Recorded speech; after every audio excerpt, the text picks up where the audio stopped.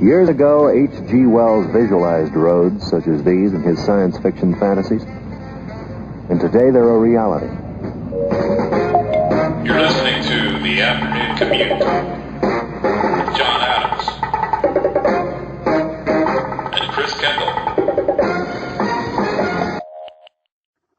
Welcome to The Afternoon Commute with Chris Kendall and John Adams. Today is February 23rd, 2016. If you'd like to hear previous episodes of The Afternoon Commute, go to hoaxbusterscall.com and you'll see those posted up there alongside the most recent episode of Chris's Monday night broadcast, the original Hoaxbusters Call. Also posted up there are various articles and videos, some of those original in nature, so make sure you check those out. For any and all things Hoaxbusters, go to hoaxbusterscall.com. Today, Chris, my friend, how are you doing? I'm doing good. Doing good. How you doing? I'm doing well. Good to be with you as we usually are here on the Afternoon Commute on a weekly basis. And it's a hot, sunny day here in Southern California. And once again, we are going to explore the depths of the culture creation mechanism known as Southern California. But we're going to take a little bit of a detour on our road trip here, and we're going to go into the subject of the ecumenical church. And this has something to do with Southern California, but something we're going to explore a little bit, a little more ways down the line. But I at least wanted to get into the subject of this because it ties into something a little, like I said, a little bit later on. And if you don't know what the ecumenical church is, we have a guest on with us to explain it, and it is our good friend, Dyer from jaysanalysis.com. He's joining us right now. Jay, how are you doing today? I'm doing excellent, John, as always, and how are you? Hey, I'm great, and it's always a pleasure to talk to you. Anybody who's listening for the first time, you should go back and check out some of the great talks, non-linear, non-focused conversations that Jay, Chris, and I have all had together on the Afternoon Commute. They are some of my favorite conversations that we've had in the past, which is why we always ask Jay to join us on a monthly basis. And make sure you go check out jaysanalysis.com. Jay always writes some really great articles on the subjects of religion, philosophy, geopolitics, espionage, literature, and film critique, which he's most known for his film critique. And he's got a book coming out, I think, in June. It's and it's called Esoteric Hollywood. And he also does a radio show on Talk Radio Network called Esoteric Hollywood as well. No longer on, just at Jay's Analysis. That's no longer on there? No, I'm no longer affiliated with them. Oh, I was unaware of that. That's okay. It's no thing. Ain't no thing. Okay. Well, onward, and you're always welcome on the Afternoon Commute anytime you want, Jay. The Afternoon Commute Radio Network.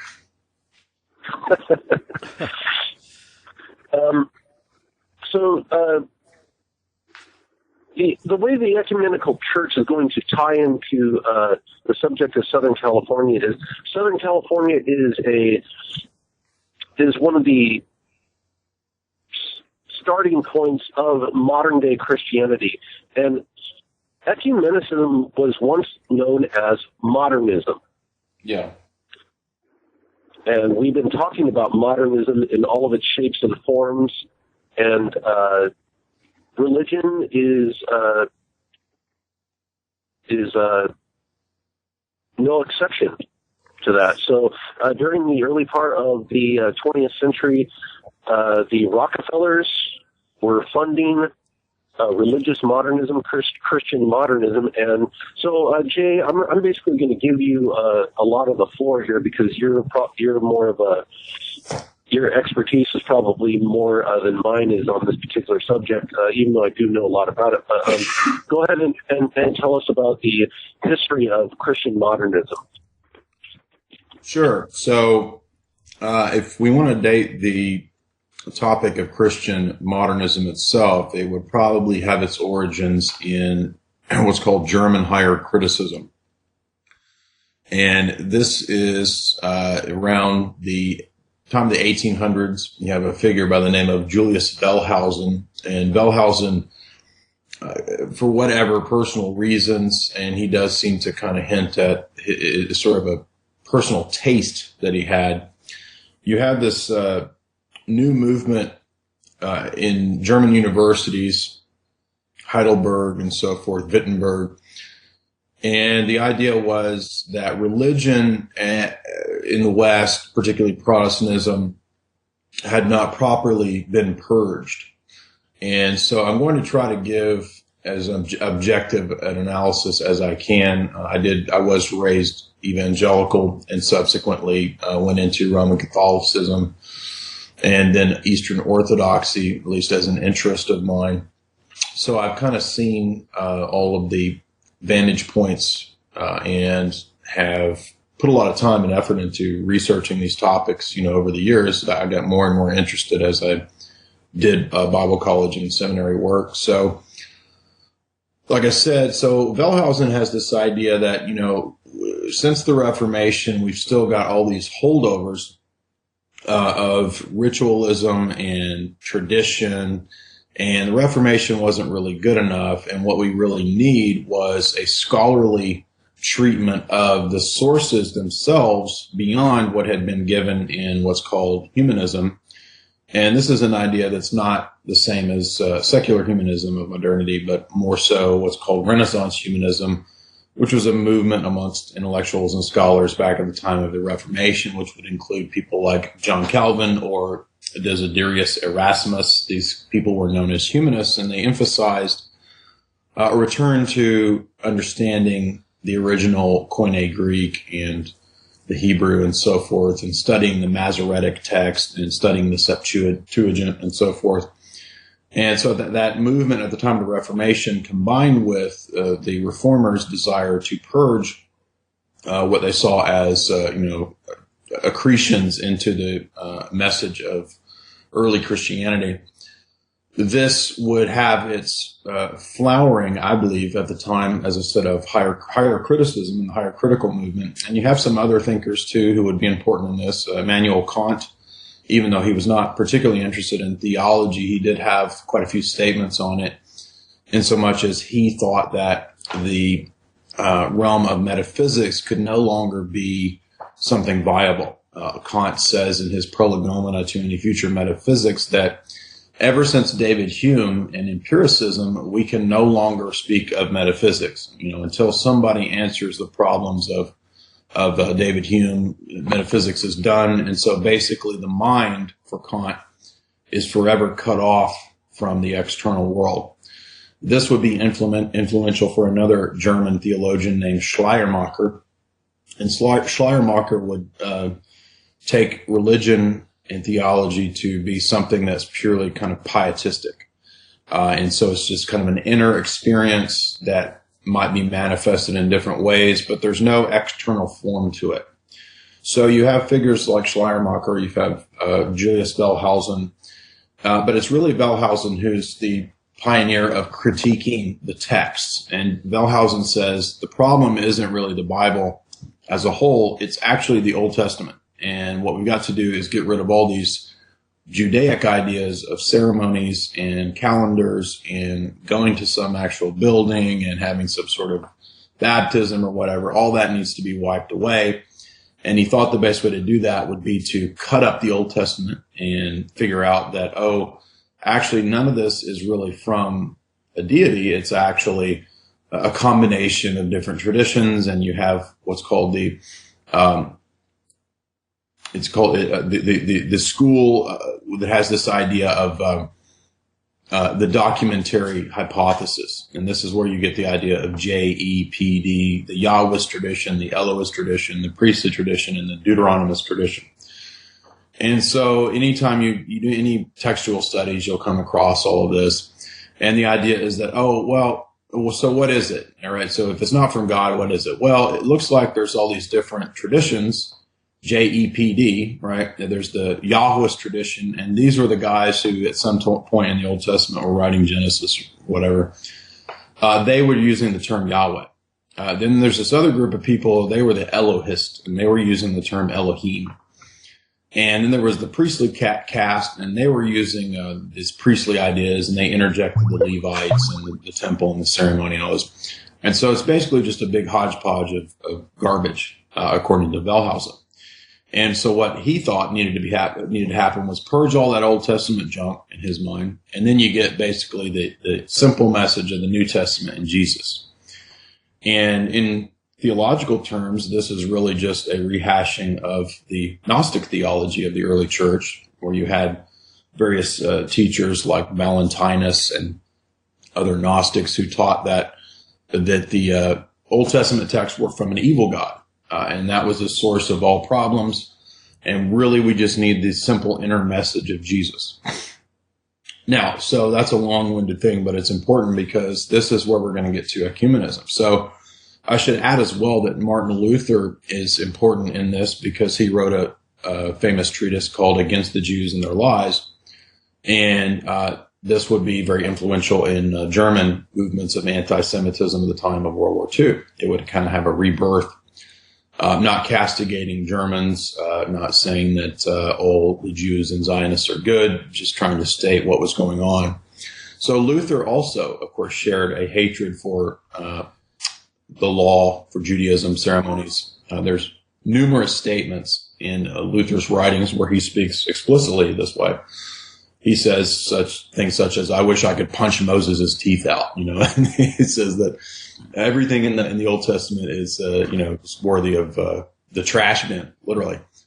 And so this is where we get in Lutheran theology the idea of the radical dichotomy of law and gospel. Right? So Luther had this idea that you go to the Bible and you read some text as law, toss that out. Read some text as gospel, thumbs up, that's good.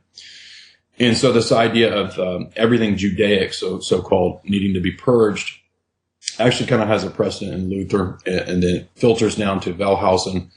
And with Wellhausen and the documentary hypothesis, you have this idea that the entire Bible could be remodeled, cut up, chopped up. Now, fast forward about 100 years, and at the turn of the century, you have the extension of that, which was, hey, wait a minute. The documentary hypothesis is not just good enough. We actually need the Jesus quest. And so the Jesus quest is this idea that we need to get to the real sources of Jesus. And so they said, well, the New Testament's the exact same way. It's all from a bunch of different sources. It's a bunch of gobbledygook. It doesn't mean anything. It's just a reflection of the Jewish messianism and millennialism of the first century. And so it has a whole bunch of competing contradictory sources, and these would be things like the enigmatic Q that you'll learn about in textual studies, and there is no such thing as Q. It's very much like Darwinism. It's just a hypothesized source for something like the Gospel of Mark. Now, a curious side note, in textual studies, this is actually no longer even adhered to. The cutting-edged, so-called progressive academia, if you go to places like Yale University, you can find lectures of the debunking of Q, right? But Q was actually very popular for many years as a supposed source of various sections of the New Testament. So, as we see, this is always in progress. There's not any real consistency. And you'll still find scholars citing Q, even though the cutting-edge liberal scholars no longer adhere to it. So it's another one of these things like Darwinism, where it's all in the scientific realm of academia, and it's just kind of trends is really all it is. It's just waves of trends that come and go. And just like with Darwinism, when you get into looking at textual studies, you'll find out how much of this actually has absolutely no basis whatsoever. It's some scholar at some point who came up with an idea, came up with a theory. Somebody probably put monetary backing behind it, some banking interests that like that. And the idea goes viral, I guess you could say. And then all the universities then promote the documentary hypothesis or Q or whatever. And everybody just, oh yeah, well, that's just true. We know that's true. However, I guarantee you, 95% of the people who will talk or have been influenced by these theories have not actually done much textual research. They went to some seminary or university that was infected with this idea, and they believe it because they were told it without having actually looked into the problems with it or evidence to the contrary. So how do we get to ecumenism from all this and modernism? Well, so modernism in the realm of religion and theology and church is an outworking, I would say, of this ideology of higher criticism, because it says, hey, your foundational documents that you believe in this religion, they're not true. So it's time to update, buddy. Get with the times. Look, we've got Darwinism now, and all the higher critics, I should add, were very much influenced by process philosophy, process theology. I mentioned Schleiermacher earlier. That's process theology. Immanuel Kant, right? And empiricism. And so you can see how, as we get into the time of the Jesus Quest, now we're getting, post-Darwin, everything is subject to change. And so certainly documents must be subject to change because they don't have any divine source. They must simply have some human source, just some guy writing them down. The sociological interpretation of religion or whatever, anthropological interpretation. So the texts are merely human symbols and allegories. They don't have any real meaning. And so, therefore, your churches have to be updated. You've got to get with the times. And this is really what you see promoted at the time of modernism. And I can even tell you, the different responses and theologians in the different churches who are promoting this. So you have, for example, in Presbyterianism in the U.S., you have this as a big controversy, I think, in the 1920s with what's called the PCUSA. And it is Thornwell, I forget the exact guy's name. We've talked about him before in regards to Riverside Church, which is the Rockefeller Church, and they had a PCUSA minister, Charles Henry Thornwell, whatever the guy's. I know that guy's name always escapes me, but he was all into. Is it Thornhill? That's it. Yeah, he was all into Darwin and Jefferson and Masonry and all. This is the church that has the statue of Moses next to Darwin, next to Thomas Jefferson, and so you have this. I believe around the turn of the century, 1904 or 5, some sort of international congress of religions of some sort, and I don't think yet that the Rockefellers were intimately involved in this, but this was people who had a lot of Hindu ideology, and Hinduism is very syncretistic, and they thought what we need to do is kind of move Western religions into the direction of Eastern thought. At that time, real quick, let me add something in there, just real fast. Stay on what you want to talk about, but it's interesting that you brought up Hinduism because where this kind of collides with what was going on in California at the same time with the evangelical movement at the turn of the century. Yes, I was going to mention. And with what was called, the gospel of wealth, or new thought, and I'm forgetting all the word of prosperity, word of faith, prosperity gospel, all those things. Yes, and all of those things. Interestingly enough, all of those ideas, which still today proliferate through Christianity, most of those ideas actually come from theosophy. There were a lot of the evangelicals in the beginning were into theosophy. Yes, this Congress of Religions that I'm trying to think of, that is 1904 or 5 or maybe late 1890s. This would include a lot of people who would be instrumental in charismaticism. So you're absolutely right. And the charismatic movement has its origin around this same time in the Azusa Street revival in California. So you're absolutely right.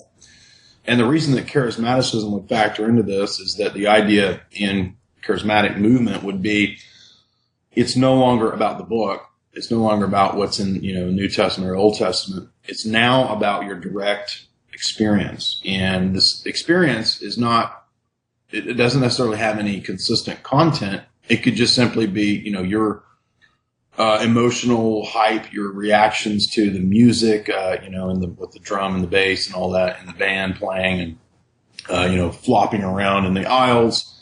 Anything is a legitimate potential experience of the, quote, spirit. So this existential phenomena, or this existential emotional experience is what takes over from any of the older notions, be it Protestant, Catholic, Orthodox, or whatever, of believing what's in the text, going to a building and worshiping in a certain liturgical fashion or whatever. It's now about ecstatic experience and emotionalism, I would say. And so you're absolutely right. So the charismatic movement would be very influential in spreading ecumenism, precisely because it's all about a individual subjective experience. Charismaticism also has its origins in the pietistic movement, which comes out of the Reformation, as I mentioned earlier. And with Kant, for example, was raised as a pietist. His mother was a pietistic German Protestant, and pietism thought that it was a counter-reaction to what's called Protestant scholasticism. So at the time of the Reformation, you had the Reformers, and then you had the Roman Catholic response with the Counter-Reformation, and then you had as a response on the part of the Protestants what's called the Protestant scholasticism. And so this would be people like Francis Turretin or Philip Melanchthon, Luther's buddy. And what they would do is try to offer a extended academic scholastic response to their opponent, much like medieval scholastics of, Thomas Aquinas or somebody like that. A response to that arid, dry, technical, abstruse, perspective is pietism. And this flourished mainly in Germany. And it's pietism that would come to influence the Anabaptists. So that when you talk about Baptists actually descend from the Anabaptists, who are connected to the pietists. So that's why we have these different movements today. They kind of trace back to these different ideologies. But you're absolutely right. Modernism is intimately connected with the early charismatic and New Thought movements. I should add real quick as well, there was a controversy in American Christianity with New Light and Old Light Presbyterians. Now, this goes back to John Edwards and Princeton, the founding of Princeton University and so forth, where you had these old stuffy Calvinists, and then you had these other Calvinists who, at the behest of the preaching Sinners in the Hands of an Angry God by Jonathan Edwards, people started having these charismatic experiences. Like Jonathan Edwards would preach about how bad hell was, and people started flopping around and crying and freaking out, right? And so the idea was, this is a revival. This is a movement of the Spirit. Contrary to that, you had other Presbyterians or the old line Presbyterians who were saying, no, you can't have that. We believe in predestination, election, Calvinism, etc. You can't have these manifestations like this of emotionalism and whatnot. This is not of God, it's of the devil. And so you had this split in Presbyterianism at that time, and out of this, if I recall, out of this New Light Presbyterian movement would become American Revivalism. So American Revivalism also plays into this, where you have Methodists and Baptists and different preachers who were part of the Western expansion movement, and they were circuit preachers, and you would have like a Methodist guy who would get on his horse and he would ride out to the westward moving, families and so forth, who probably didn't have a minister. And so the minister would come maybe once a month, and he would come and preach his hellfire sermon, and then he would ride his horse on to the next colony or whatever. And this is also influential in American revivalism. And so revivalism is very important for charismaticism, and also very important for ultimately ecumenism. So you're on the right track, I would say, John. And so all of these movements collide, but they're also very useful from the perspective of social engineering. And I would cite as perfect proof of that the Berkeley lecture of Aldous Huxley. In that talk, Aldous Huxley says, you know what we're going to do in the future when we socially engineer everybody? He says, we're actually going to borrow the techniques of the revivalist preachers and the fear tactics of someone like Jonathan Edwards and Methodist preachers and so forth, John Wesley. And we're going to actually use those fear and terror techniques of the pastor in the government. And so what Huxley is telling you there is that the war on terror is pretty much like, Jesse Duplantis or Benny Hinn banging his fist up on the podium, right, and telling you you're going to hell. So just an interesting side note there if you look up the Huxley lecture.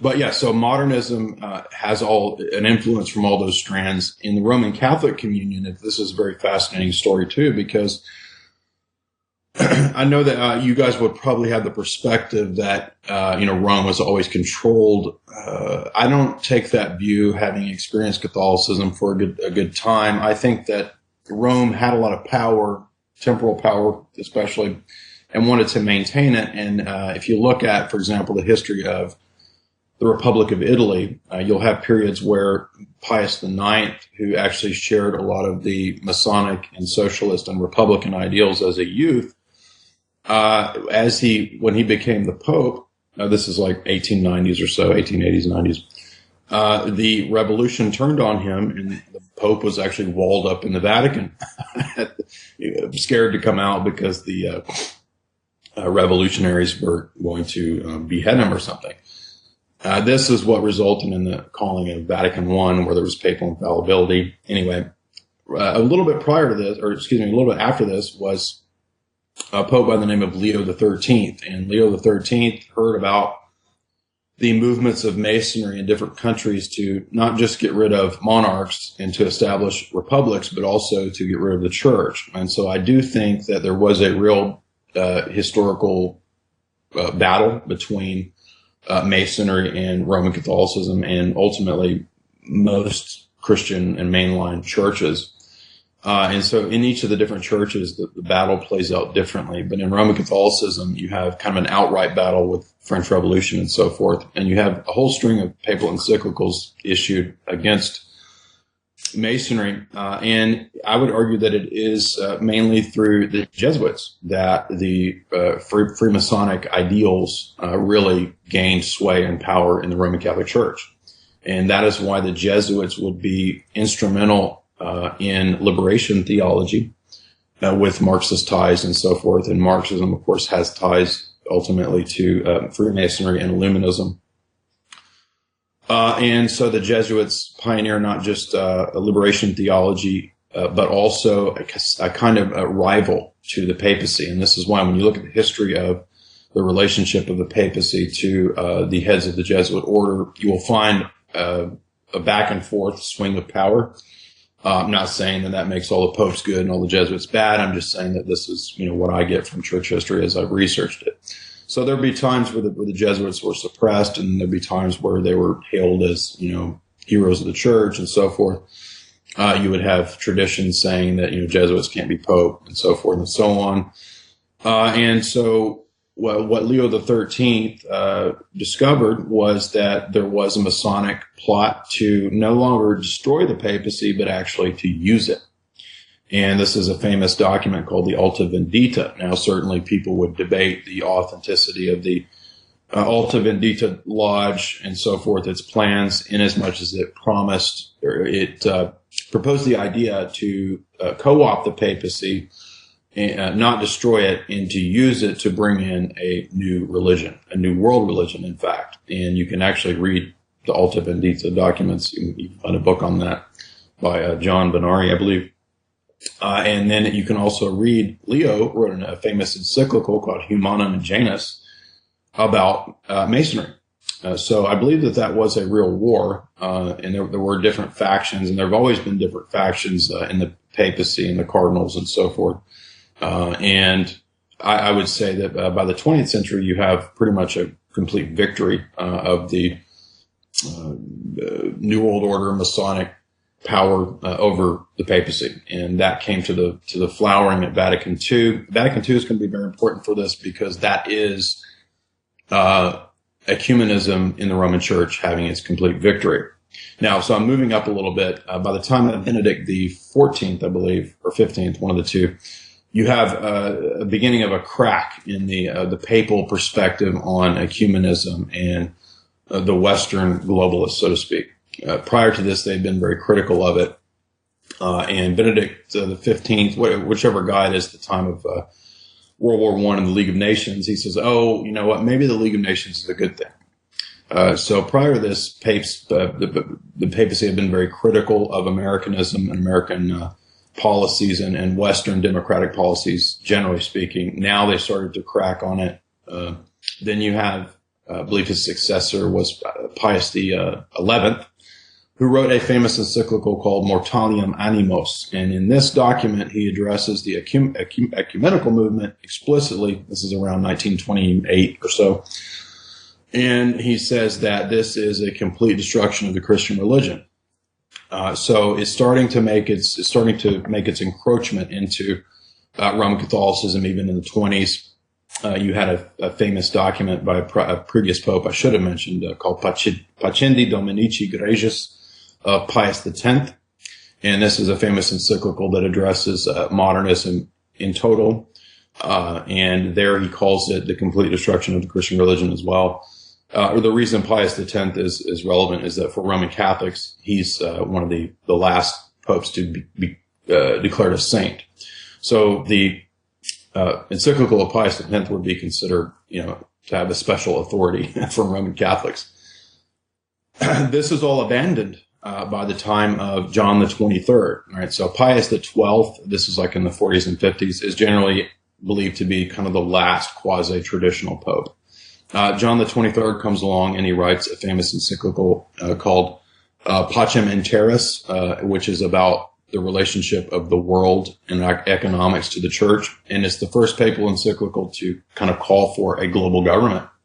So this is 60s. And then you have the calling of Vatican II, which would be hugely influential for the whole of the Catholic world. And there at Vatican II, you have the blessing of the ecumenical movement. You have a complete reversal of what had been said even back in the 20s and 30s. Complete reversal to, yes, now it's good. Now the UN is good. We have to follow the dictates of the UN. It's all good. Ecumenism is good, et cetera, et cetera. So that's kind of a brief, my perspective on the Roman Catholic communion in the last 100 years and what happened with them. A similar thing happened in the Greek Orthodox Church. You have in the Orthodox world as a whole, Greek Orthodoxy begins to surrender because they have an actual Masonic patriarch in Greece by the name of Meletius Metaxakis, excuse me, who was the patriarch of Constantinople, a Greek guy from 1921 to 23, and he was openly a member of a Masonic lodge. He was a member of the Armonia Lodge in the Grand Lodge of Greece. And the Grand Lodge of Greece's own website cites him as a member. So this is not a conspiracy theory. Now, why is this relevant? Well, one thing that he did was begin this process that would become a kind of a controversy in the Orthodox world of changing the calendar. Now, that might not sound like a big deal, but for a person who has a Catholic or an Orthodox perspective, the date that you celebrate Easter and stuff like that is important to you. So the idea of a complete change in these things could be very upsetting, especially to, kind of the more simple believers, your mom and your pop types who don't really care about theology, but they're used to, we have Easter this way. It's always been that way when I was a kid. This is how it is. And one of the reasons. Real quick, Jay, let me add something. And I'm not saying this to you, I'm saying this to the audience. We're not in any way critiquing people's belief systems or what it is that they hold dear to them in this particular time period now. This is kind of going over a history of it and then looking at change in the belief systems as the mechanism for feeling change in other areas of life. And so if you can bring about change in the religion, you can bring about change in culture, you could bring about change economically, it's change all over. The entire spectrum at this particular time in history, in the early part of the 20th century, the 20th century is the century of change. Absolutely. And so that's what you're getting here is you're seeing a fundamental change. It's an interesting thing too, because as you see these fundamental changes in people's belief systems, it is a very subtle change in the belief systems. And it's changes where people are not even being made aware of that there's changes going on. It's where your pastor is saying something one day, and then the next day he's saying, "Oh yes, I think a global government is a good thing," and it's kind of like something that just passes like a fart in church. Yeah. Now, and so that I just wanted to interject that this study here, about what Chris and I have been talking about California, and then this particular niche of it with religion, is to show that modernism in and of itself is fostering change in the 20th century. Absolutely, and it's intimately tied into Darwinism. That's not a conspiracy theory. That is, if you look at modernist thinkers and writers in any of these different fields, whether it's religion or academia, textual studies, education. I just finished a book on the history of American education, and it's full of quotes of all the sort of the founding fathers, so to speak, of American public education. And they all have the exact same Darwinian view of process and change, right? Nothing is true. Nothing remains, because everything is subject to the ultimate principles of Darwin. And they all say that, like, explicitly. And so this spills into religion as well. And the reason I mentioned the calendar is not to bring up some boring point, but the reason that the Orthodox started changing their calendar was because they wanted to be in line with the Pope, which historically, if you don't know, the Eastern Orthodox Church disagrees with the idea of papal infallibility. So they're two different churches. But there was this movement called Ecumenism, which said, hey, why don't we just get together? Let's put aside the differences, nothing. And you might think, well, who cares about a calendar? Well, the calendar itself may not be an issue of salvation, but that's not the point. The point is that the ideology of change was such that it was moving everything into a convergence, not based on like truth or falsity, but on social engineering. And that's really what it's about, because the patriarchs said, we want to be back with Rome. Forget the theology. Let's just do whatever it takes to merge everyone. And this is what happened at Vatican II in the Roman Catholic Church, where they did the exact same thing. They said, let's all adopt a new calendar. Let's forget the differences. Let's all come together, which sounds all nice and warm and fuzzy, but that's not what it's about. It's not about being nice and warm and fuzzy. This is all at the behest of monetary elites who are putting the funding behind all of this, right? So you have the World Council of Churches established by the Rockefellers, National Council of Churches in the U.S., and this is these groups all receive money from the same sources, all the usual suspects, Carnegie's, Rockefellers, Morgan, et cetera, et cetera. And this is really their means by which they're going to steer the religious sector of society. And it's all 100% documented. It's in the Rockefellers biography by Collier and Horowitz, which is authorized. David Rockefeller talks about it openly. And it's not just the Rockefellers. I mean, there's a lot of interests involved in this. The Pentagon, the government, they're interested in having their agents in place in different churches. So all of the strands that we've mentioned, I think, it all come together to produce the idea of a super religion, a super megalithic New World religion. And that's 100% true. And you have plenty of writers in every different tradition talking about it and warning about it. So I could give you a list of 20 books on that as well. An interesting topic, too, that proves this is, again, one of the usual suspects. Aldous Huxley wrote a whole book on this, and it's called The Perennial Philosophy. So you could actually class Huxley kind of in the tradition of traditionalism, as it's called, or perennialism. And this would be people like René Guénon, Alexander Dugin, Rama Kumar Swami, and so forth. And this is the idea of blending all the religions together. And so that's what Huxley says in the book Perennial Philosophy. He says the new world religion will be all religions blended together. And that's where we need to go. And he also explicitly says that what has to be gotten rid of is the idea of distinctions, of differences, that you have your tradition that you can carry on. All that's got to be done away with, he says, so that all individuals can meld into the absolute. And this is what we see the UN promoting. That's why he was, foundational in UNESCO, him and his family. This is why the Rockefellers are promoting, the Roman Catholic Church begins promoting the UN after formerly saying it was evil. Right? So there you go. I mean, I apologize for being so long-winded there, but No. Actually, I wanted to bring something up I wanted you to talk about. I'm sure you know. Are you familiar with Reverend Fosdick, who was one of the first Rockefeller-funded preachers? That's who I meant. Fosdick is it. That he was the Riverside Church guy. That's who I meant earlier when I couldn't think of the name.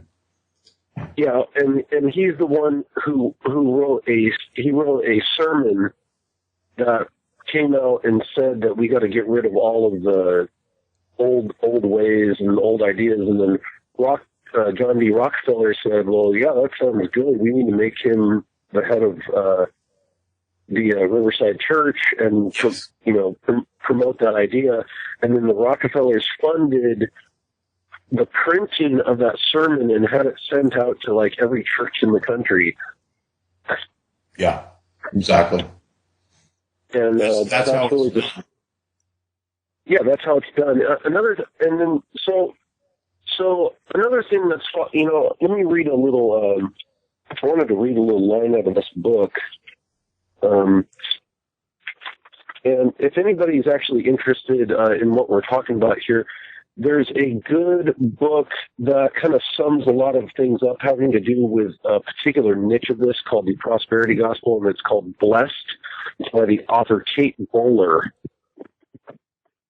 And it's kind of it's a layman's summary of this big, huge subject here. But Professor Bowley here, she writes, she's talking about New Thought's mind power. And this is what we're going to get into here in a minute. The historian of metaphysics, Catherine Albanese, christened it mental magic for its use of vision, imagination, affirmation, affirmative prayer, and interiority that focused on self-mastery.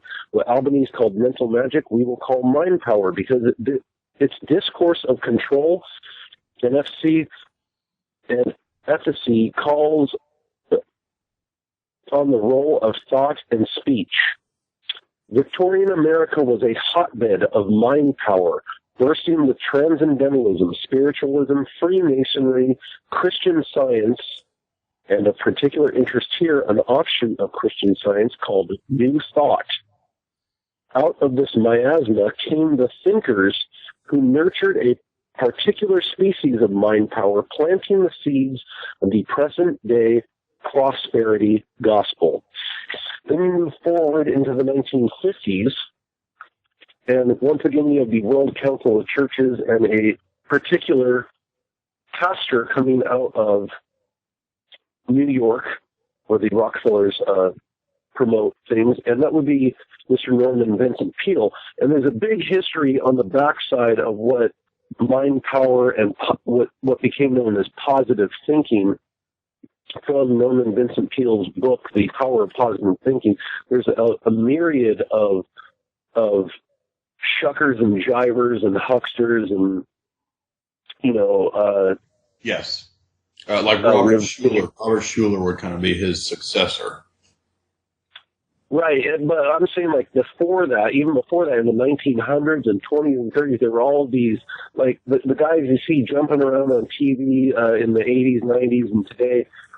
There were guys like that back in the 20s pushing mind power and word of faith and things like that. And people don't even realize that a lot of the same things they believe today in Christianity and prosperity gospel have absolutely nothing to do with anything with Christianity. It literally was crafted in the early 1900s, and it comes along into into this new age idea that people still get pushed on today with self-help books, that you can speak your reality into existence, you manifest your reality. And that was all part of Christianity and prosperity gospel, where, you know, you don't just pray for stuff, you speak, you command God's power to make things happen. And then the Rockefellers and the industrialists in general, including Carnegie and all that, they funded the idea of the of prosperity gospel, but in a sort of a different way, where it was all had to do with hard work and dedication, dedication to working hard and being a hard-working American. Because that's what they wanted their workers to be in their factories. Yeah. Exactly. And so they paid their preachers to equate godliness and righteousness with hard work. And so that became a staple of Americana as time went on, even though, once again, that has absolutely nothing to do with the origins of Christianity whatsoever, and it was tagged onto that and has stuck with us ever since. Yes, Max Weber's book on this, although I would not obviously consider myself any kind of old-line German socialist, Max Weber's book on the Protestant work ethic is accurate, and he's right to connect it to Puritanism. Interesting you mentioned that about the hard work and all that, and being a good slave to the global capitalist, because that is also influenced by puritanical Calvinist tradition, again going back to the New Light and Old Light Presbyterians and American revivalism. And so I remember when I was in high school, I used to work at a paint store, and this weird guy that lived in town, I think he was a contractor, he saw me reading philosophy one day when I was, 19, 20. He started bringing me books. And believe it or not, for whatever reason, this guy would bring me books out of the school of thought of what you're talking about. Right? So I remember one day he's like, "You read that Norman Manson Peale?" I was like, "Nah, I don't really care about that. I'm going to bring you a book." So he started bringing me that. He brought me a book by a guy named Vernon Howard. And Vernon Howard is one of these guys like you're talking about, the new thought, self-awareness movement. A lot of this would, of course, be fundamental for the coming New Age movement. And so he brought me like Krishnamurti, who, by the way, I was trying to think of who it was that was formative in the early beginnings of ecumenism, and it was Jiddu Krishnamurti. He's one of the resident of Pasadena, California. Yeah. So this weird contractor would just like every month he'd come up and bring me some book from like, self-help weird stuff from like 1930 or 40. And this is where you get into Gurdjieff, right? And the fourth way. Gurdjieff would be very influential for a lot of these guys that you're talking about. But the Gurdjieff stuff is weird because it also kind of has a lot of occult influences, transcendental meditation type stuff. But really what Gurdjieff was doing was just trying to create, I think his own religion, blending a bunch of stuff. I've got a new way to do it. I'm a mix of a Roman Catholic monastic and a yogi and a fakir, and it's all blended into, a new package for you. And that's also what, the ecumenical movement is, because it doesn't have any real substance. It's all about, do your thing, but be sure that your thing you're doing is in accord with what the globo state is okay with, right? So you can have your little, ceremony or whatever, just so long as you're going along with, the main strategies of the system. Well, you're allowed to have fundamentals in your religion as long as your fundamentals are accept everybody, even if they don't believe in the same thing you do. So if one of your fundamentals is, hey, I don't accept your religion or your belief system, then that part of your religion needs to go. Yeah. It has to be relativistic, exactly. Yeah, it's interesting how the prosperity gospel, the name it and claim it and all that, if you think about Freemasonry, from what I understand, a lot of people will get into Freemasonry as a way to make, business connections and to get sort of a foothold in business and, and get some advantage there. And it's interesting that so much of so-called it's called Christianity. It's not Christianity, but it focuses in on that. It's about, I've heard this before, different people, you talk and then you get the gist of what's going on. 'Cause I never really, when I used to go to church, I didn't attend any of these big churches or mega churches or anything like that. But, talking to people that did, you always get the impression that, they used, the whole, going to church as a way to network, a way to get, dredge up business and to, connect with people. And, I think in a lot of ways, what, that does too, it makes, to take Christianity, turn it into something else and turn the focus, make it in line with, our modern consumerist materialist culture, that it gave it like its own sort of different, relevancy in the system, where it wouldn't have had that if it wasn't for that. Yeah. So that, everything in our culture and society is, centered around money and the attainment of money and material goods. And, the churches have to align with that to one degree or another. But, it's also interesting too, how that is, part of, like witchcraft, and that sort of thing is like it's just the idea that you're going to appeal to the spirit realm to get the spirits to do you favors and stuff, like the way they throw curses on people and they do stuff, but whatever, something that would get them an advantage over other people. Well, that's kind of like the idea behind it. Here's an interesting thing. One of the aspects that's central to the ecumenical idea is that you no longer try to convert anyone to your philosophy. And Krishnamurti, as we mentioned earlier, wrote this essay called Three Pious Egoists. And it's the idea of, how egotistical it is to dare to convert someone to your ideology. What everyone seems to miss in terms of the obvious presuppositional contradiction here is that the ecumenist is converting everyone to his non-conversion philosophy. So he's every bit the egotistical dogmatist by saying that you're wrong for trying to convert people. So as I read, Krishnamurti, I'm looking at him talking about how egotistical are for people wanting to convert them. This is a whole apologetic treatise trying to convert me to his opinion. Yeah, you need to convert people into an organization that doesn't go out and try to convert people. And that's literally what. Yeah. And this is George Weigel is one of these big time mainline Catholic so-called writers. He's written big fat books on John Paul II and stuff, and he's always touting this stuff.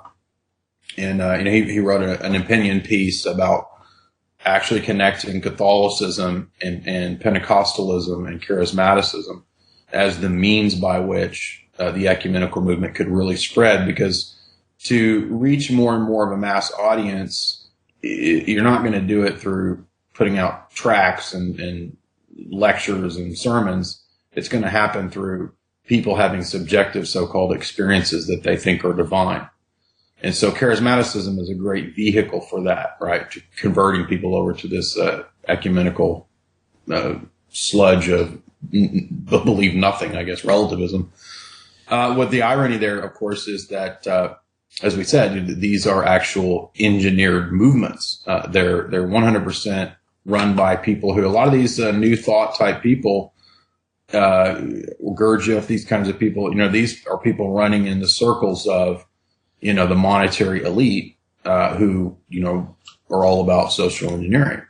So what I'm saying is that the promises of ecumenism are hollow. They don't lead to, all this tolerance and whatever glowing hippie utopian ideals they're promoting.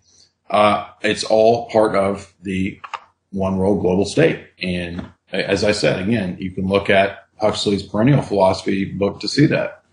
And then they say, these people will even say, in the coming future, we're going to have to deal with the dissenters. They're going to have to be dealt with, right? Mm-hmm. So much for tolerance, right? Yeah, doesn't sound very tolerant.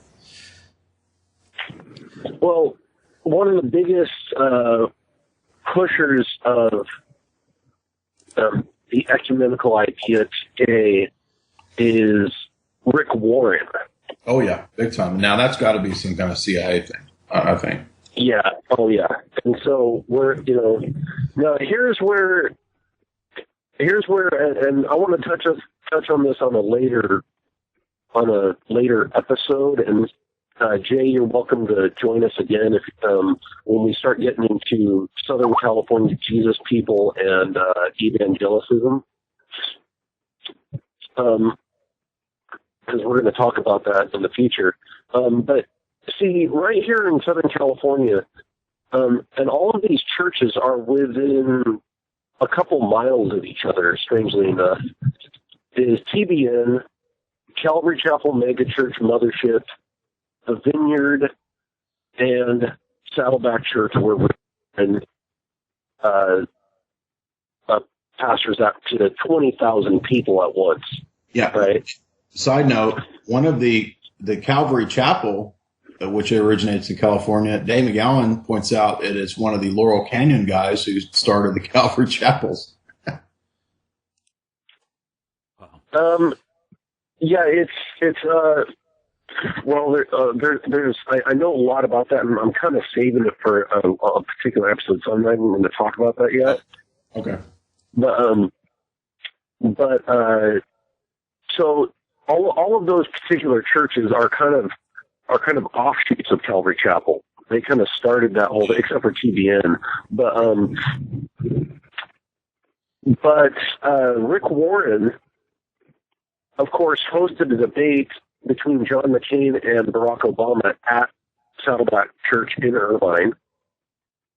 And then he went on to give the inaugural speech for Obama. And then he goes to Davos, hangs out at the World Economic Forum, and then you can see video clips of him, saying that he's buddies with the Islamic leaders and that they're signing UN agreements for covenants between the faiths and things like this. And so what I've talked about with Chris before, or with, just people who I know who are churchgoers. I am not myself a churchgoer. But most people who go to church, they don't even go to church because they're into reading text or understanding the Bible. They kind of want to go to church because it feels good. Yeah, right. And they're not bad people by any stretch of the word. They're not bad. It's just they do something that's kind of been passed down as a tradition, and it's kind of a blind tradition. So they're not really into learning about the Bible, or if they are into learning about the Bible, they only go as far as what their preacher tells them. So somebody like Rick Warren, who wrote the most popular Christian book of all time, The Purpose-Driven Life. I mean, the title, The Purpose-Driven Life, it should be on the self-help aisle in Barnes & Noble, right? That has nothing to do with, even in the title, it has nothing to do with Christianity whatsoever. And then half the time, most of these guys, including Warren himself, they don't even have a Bible on their pulpit when they're giving their sermons. Yeah, Joel Osteen, exact same way. Yeah. Yeah, it's just very, very bizarre. The history of the mega church, and I believe Saddleback has Pentagon-type connections as well from my research. You could look at Paul Crouch. He's been in trouble with the FBI for money laundering. Not that I'm saying that the government's good. I'm just saying that rival mafias, right?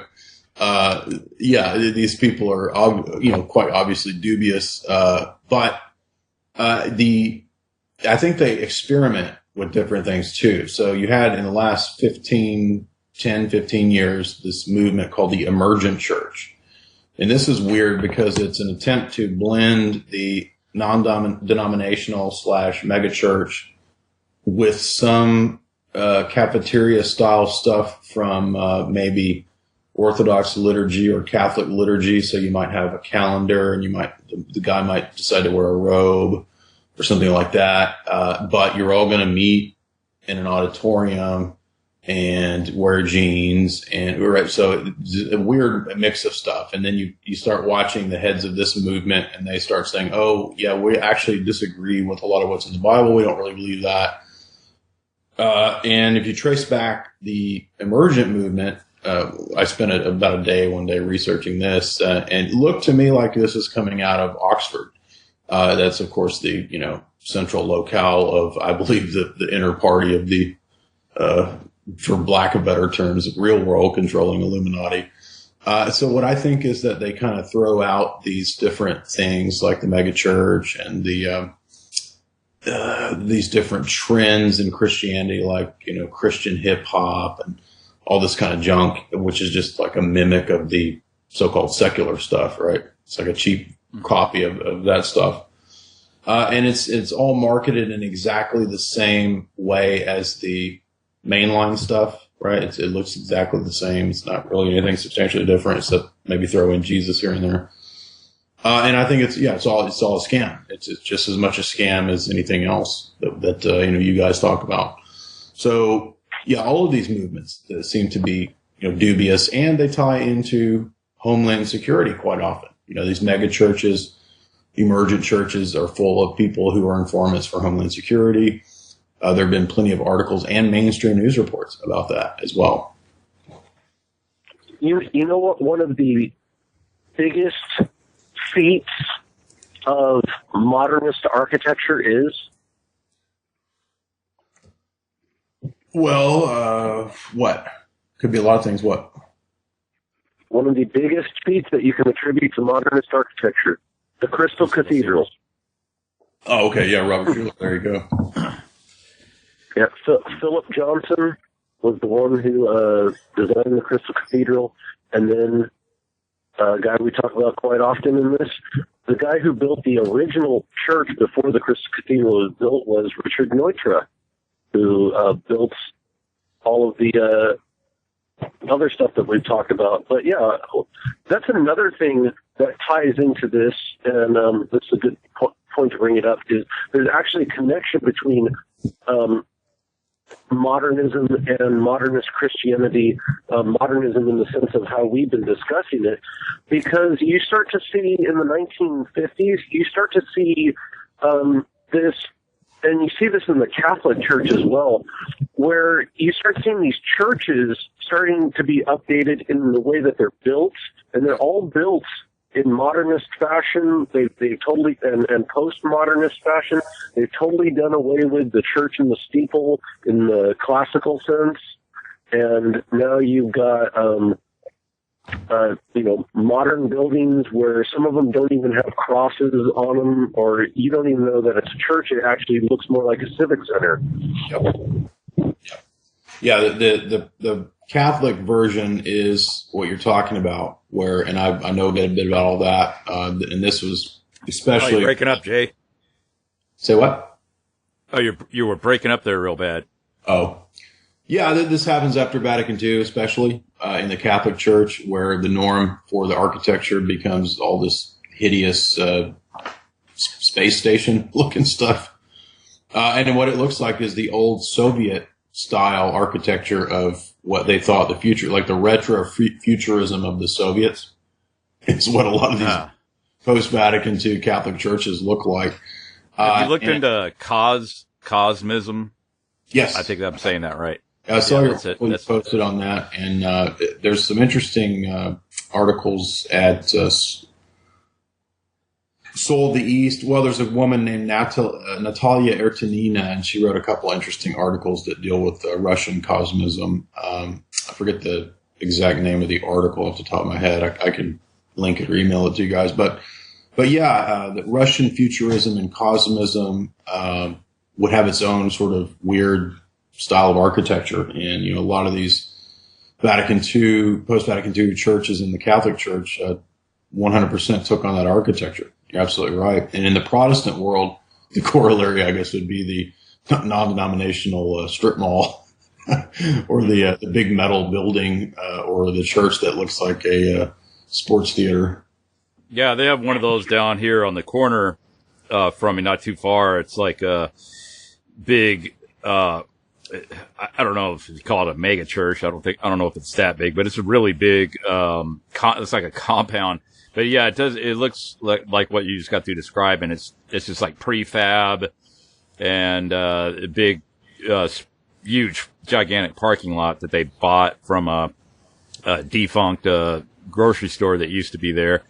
And they're like charismatic, I guess that's what you classify them as. And I think the thing about the charismatic movement from what I gather, it's like really had a big resurgence within the last, I don't know how many years, 20 years or so.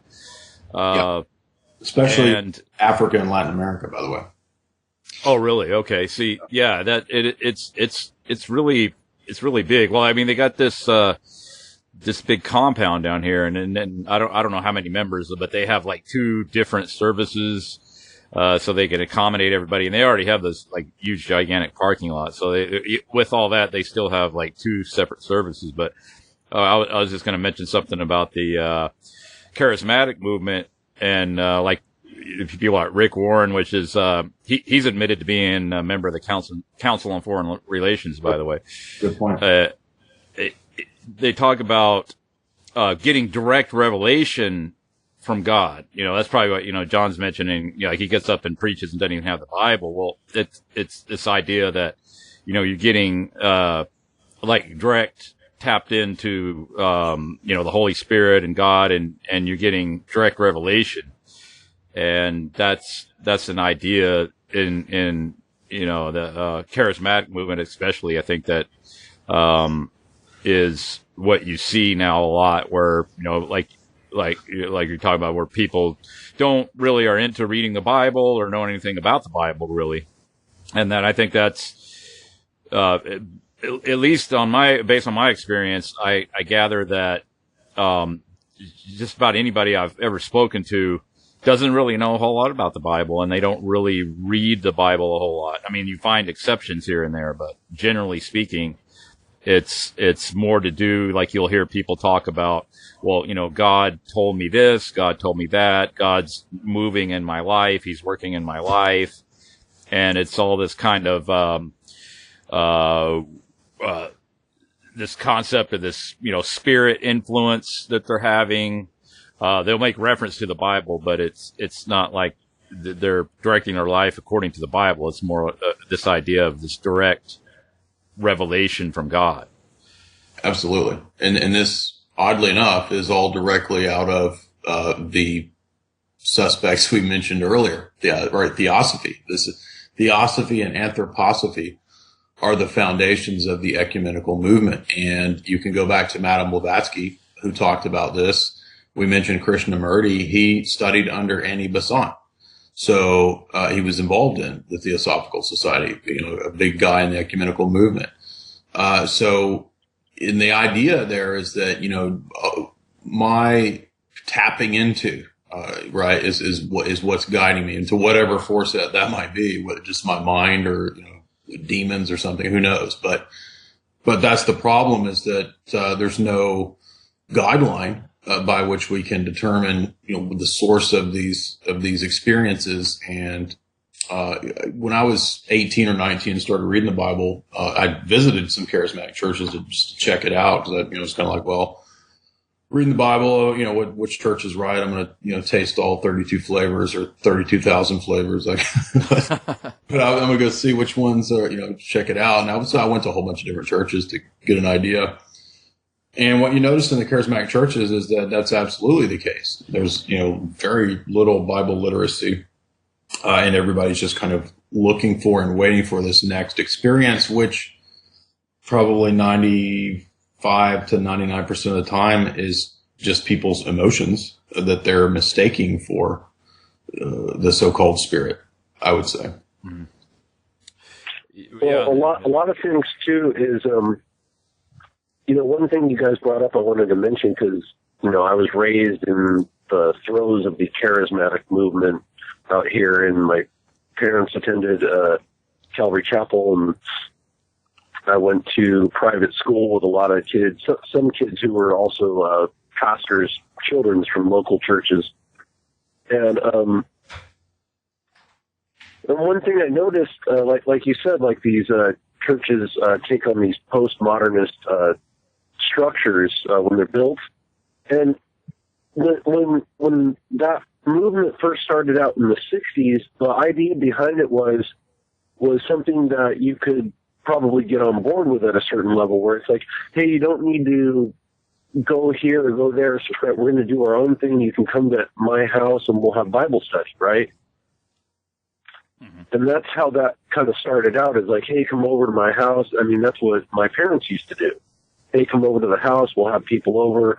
We'll have Bible study, and we don't need to go to a church to do that, or, whatever.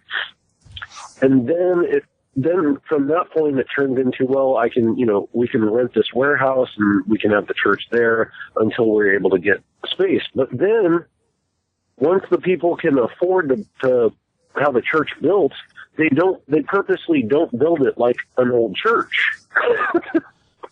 Right? They don't build it in a traditional fashion. They build it like you guys said, like in a postmodernist fashion, where it looks nothing like a church. It has no traditional ties to anything else. And so people have been brought up in a fashion today where they don't know anything about what took place before, and they don't know how anything else looks. And if you were to say to somebody today, hey, the majority of the stuff that you believe actually comes out of the theosophy. Yeah. They would be mad at you because they wouldn't believe you. Right? Yeah. Like, hey, you're talking about communing with the Holy Spirit and things like that. Like, people didn't talk that way, prior to the 1880s. Okay? And the only people who used to talk like that were theosophists and spiritualists and mentalists and things like that. And, interestingly enough, around the same time, I made this connection I was thinking about. This is all around the same time that Mesmer's stuff came out with hypnosis. Mesmerism, yeah. So that all plays into the falling down, and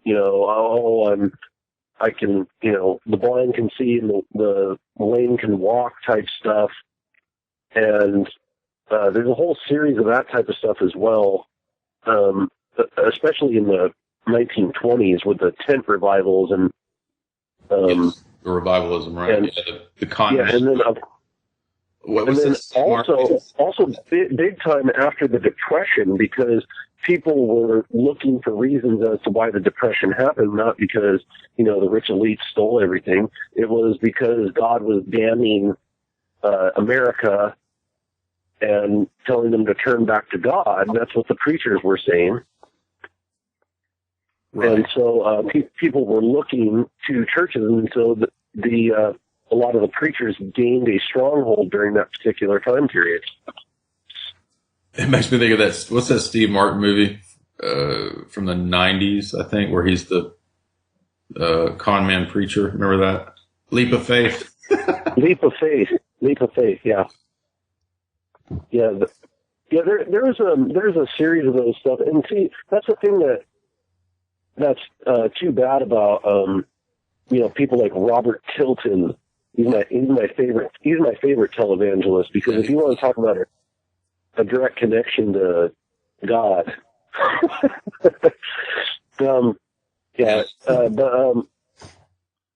But yeah, see, those guys obviously, like you said, those guys are on government payroll to act like a bunch of kooks. Yeah. And make Christians look bad. And then when you see a movie like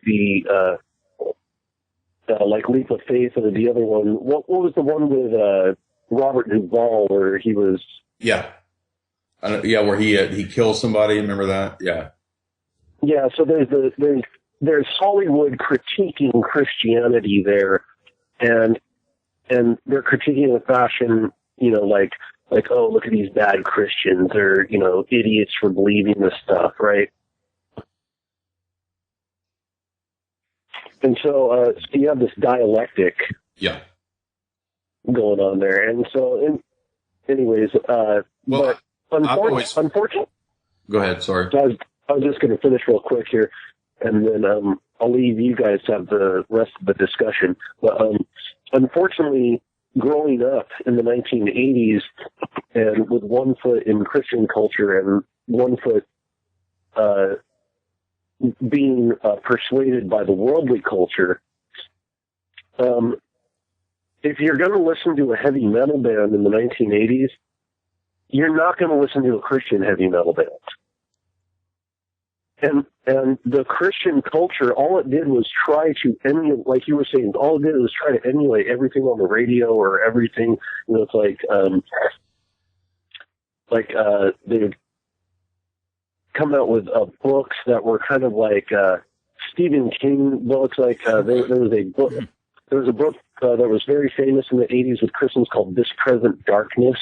Frank Peretti. And then he's all hooked into the Council for National Policy and everything. But yeah, so we're going to write a Stephen King type novel to have it, but it's going to have a Christian. It's going to have a one foot in Christianity, so it appeals to the Christians because Stephen King is so popular at this time period. And then we're going to have Christian death metal bands. There were Christian death metal bands in the 90s. I got Christian vampire novels now. I just looked that up. Yeah.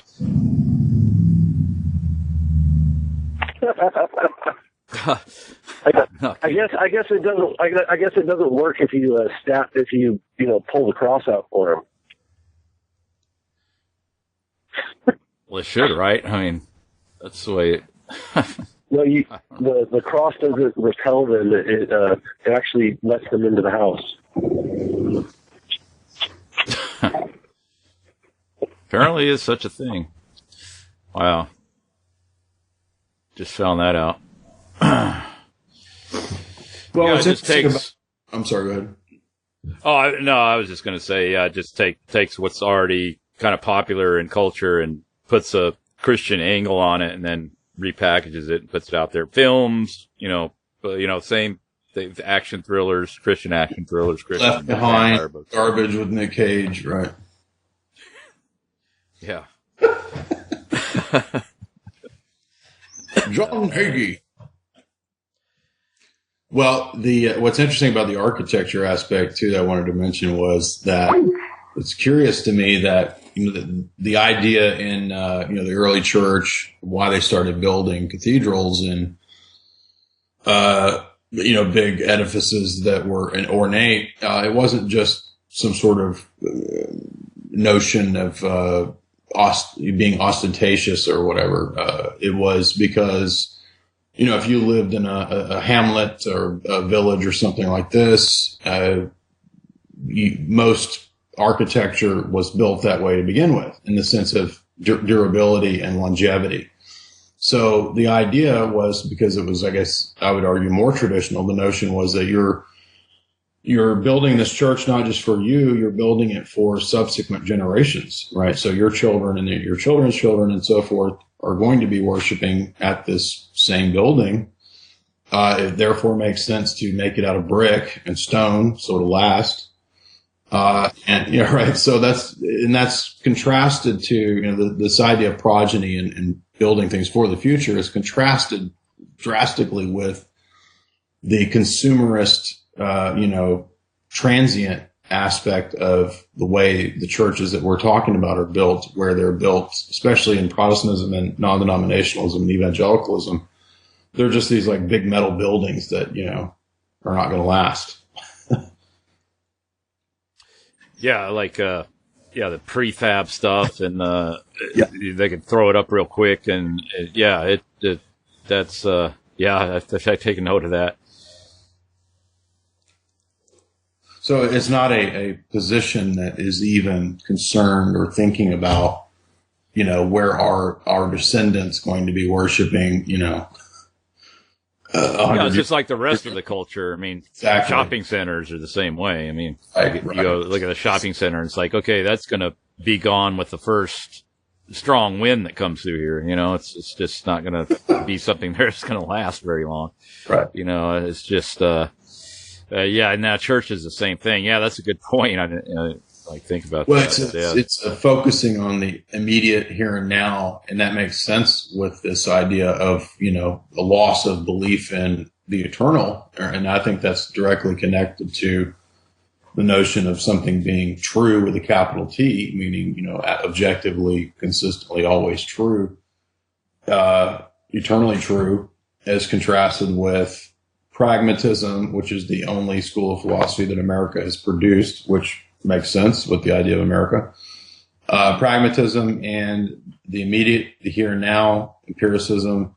This is all we've got. And, it's a reflection of the consumerism in the society as a whole. Yeah, the me-centered culture, the century of the self, that whole thing. And then, and you look at how all of these institutions within the greater system are all integrated. It's amazing. Oh, yeah. It's that, now the churches follow suit, and then they are reflective of the culture at large, whichever direction it starts to head. The churches incorporate doctrines and theology and stuff that is reflective of the wider culture.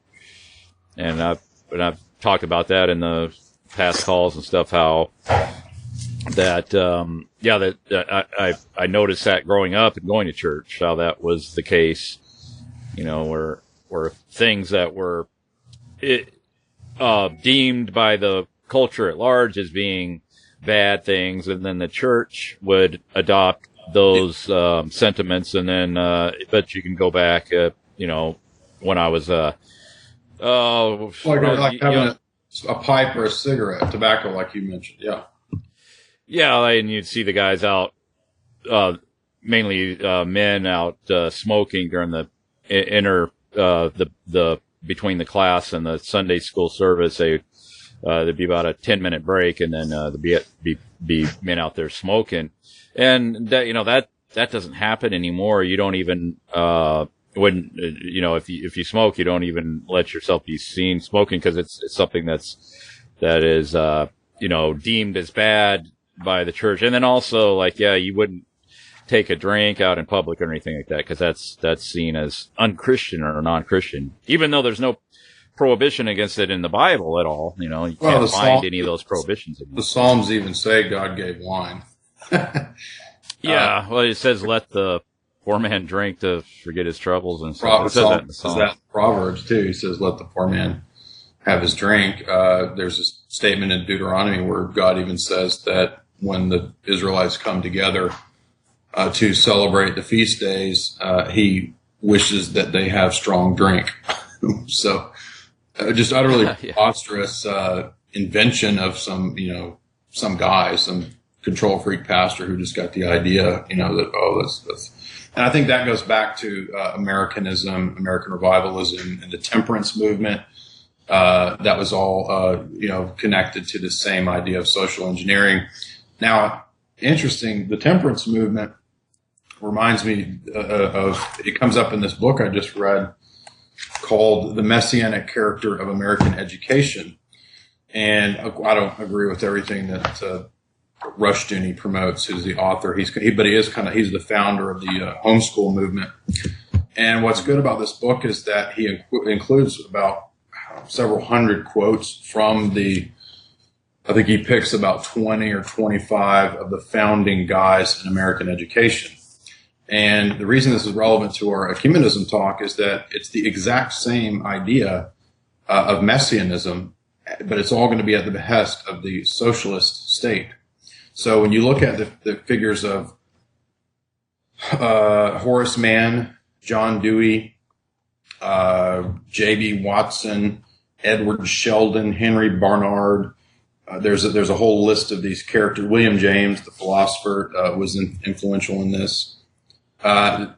They have the idea, I'm not joking, this sounds extreme, but they literally thought that public schooling was a messianic reality that would bring salvation to America, and then America would then bring public schooling to the world, and that the whole world would change. Now listen, here's a quote from Horace Mann, who was a Unitarian Universalist. The public school, the common school, is the greatest discovery ever by man.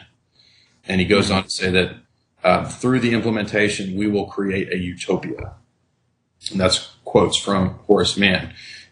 We also go on. I'm not going to read them all, but I mean, there's countless quotes where you have these founding guys saying that the goal of education, especially John Dewey, is not to educate or to teach a child how to learn, but to socialize them. And by that, he means to bring them into conformity with the world state. Now, I'm not saying that socialism and Marxism is, as we've discussed, like a secret ideology that's going to take over the world. It's an ideology that's promoted by the capitalist global elite, the banking elite, so forth, corporate elite, because it destroys the critical thinking of individuals. And that's why it's so heavily promoted. So it's not even Marxism, because that was primarily an economic philosophy of, modes of exchange and means of production and all that.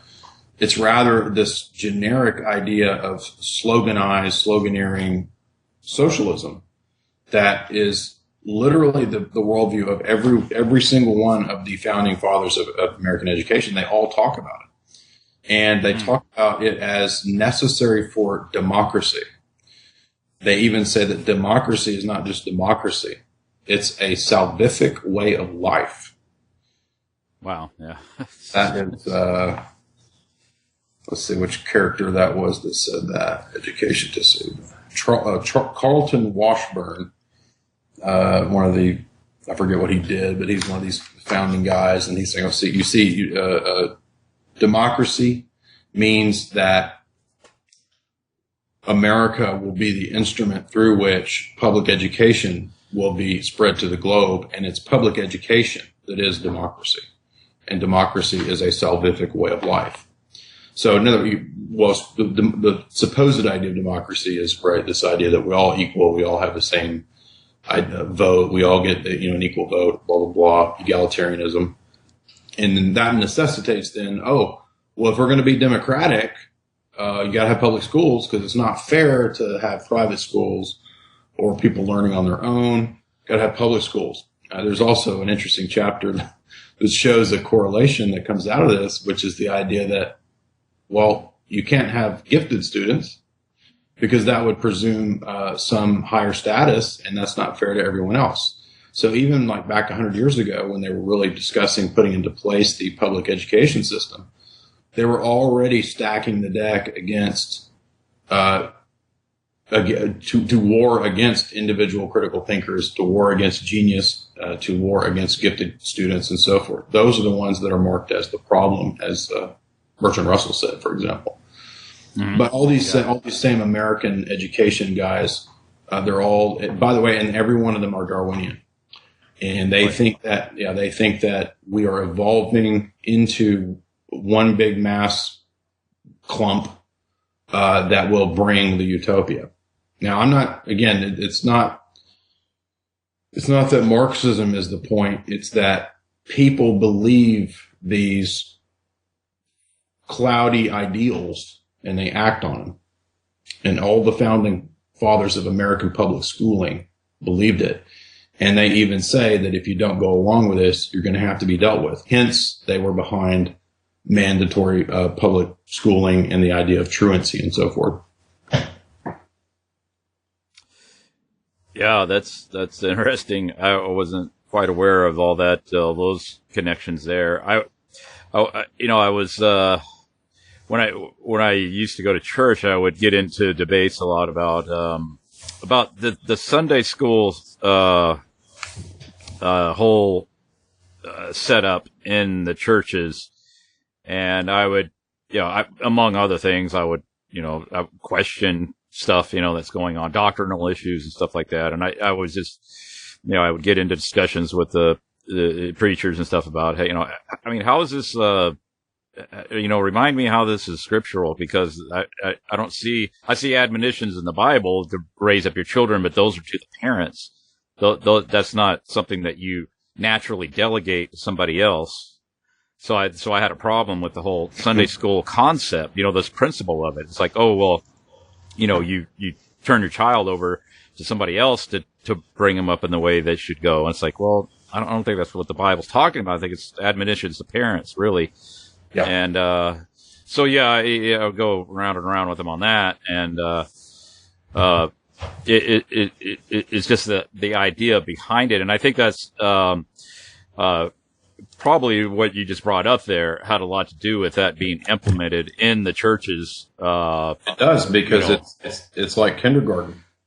Yeah, that's what it's like. And it is kind of like it's just a principle of the idea that, like, you even, take your child and turn them over to somebody else in order to teach them about the Bible, even, Well, the founder of the idea of kindergarten is a German guy, Friedrich Froebel, and he was borrowing his ideas from the Prussian model of statism. And so the American public education system, by the way, is all directly from the Prussian state model of state education, which was all collectivist 100%, and based on Hegel's philosophy of the state as the march of God in history.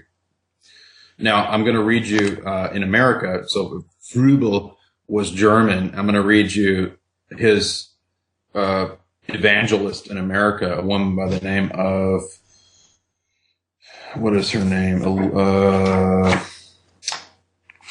Emma Marwadle, some American education woman. And then her horseman sister-in-law is a woman by the name of Elizabeth Peabody.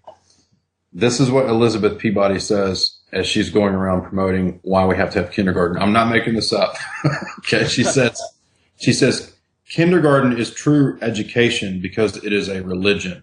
It is not a vocation. It is a vocation from God. It is the means to the millennium. Children understood, leading in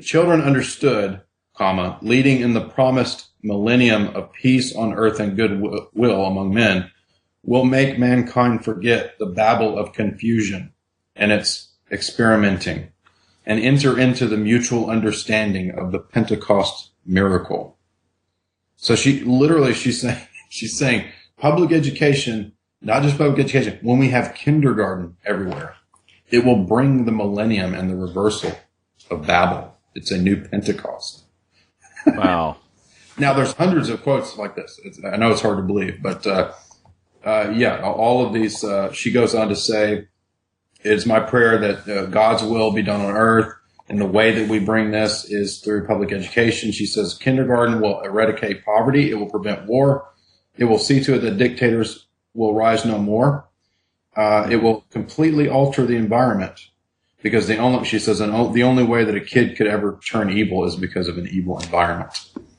Now, what's interesting is that all of these thinkers all have the same view that everything about man is external.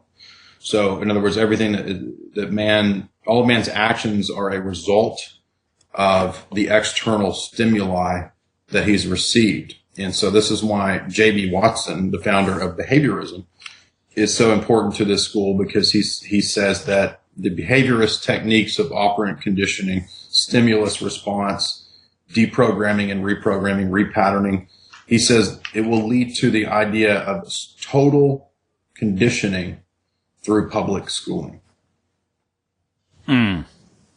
Yeah, and if you notice, like, anything that you look at, if it's dealing with, like, the third world, developing economies and stuff like that, or anything to do with,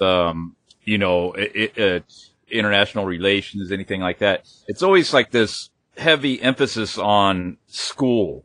Yes, absolutely. Like those in poverty, our primary concern is like we need to ensure and we need to help them get schools and get education, because education and schooling is so vital to, economic prosperity in developing countries and all that stuff. And there's so much emphasis placed on schooling. And so that it's now synonymous with, if you can't attend school, that's equal to poverty.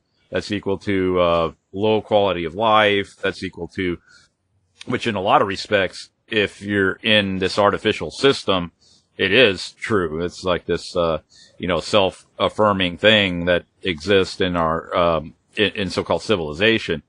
But you'll always hear about this, this just heavy drumbeat about, how important that is. It's so important to get these young minds into the classroom environment. Yeah, absolutely. And when you look at, say, you go to the Rockefeller Foundation website and you pull up their white papers on the budget and where the money's gone, which they all put it up on there. Where does most of that money go? It goes to education and schools in foreign countries and women's rights in foreign countries, which that means vaccines and abortions. And breaking down the family by I heard this in Africa, where they have these microloans, and men don't qualify for them. It's like mainly given to women. So it's like you take the economic power, you turn it over to the women. Yeah, it was a great point. So understanding full well what the overall fallout from all that, which they're realizing it now, but it's showing itself now. But they totally understand that up front, and that's to break apart the family, and to destroy the traditional culture and structure, social structure.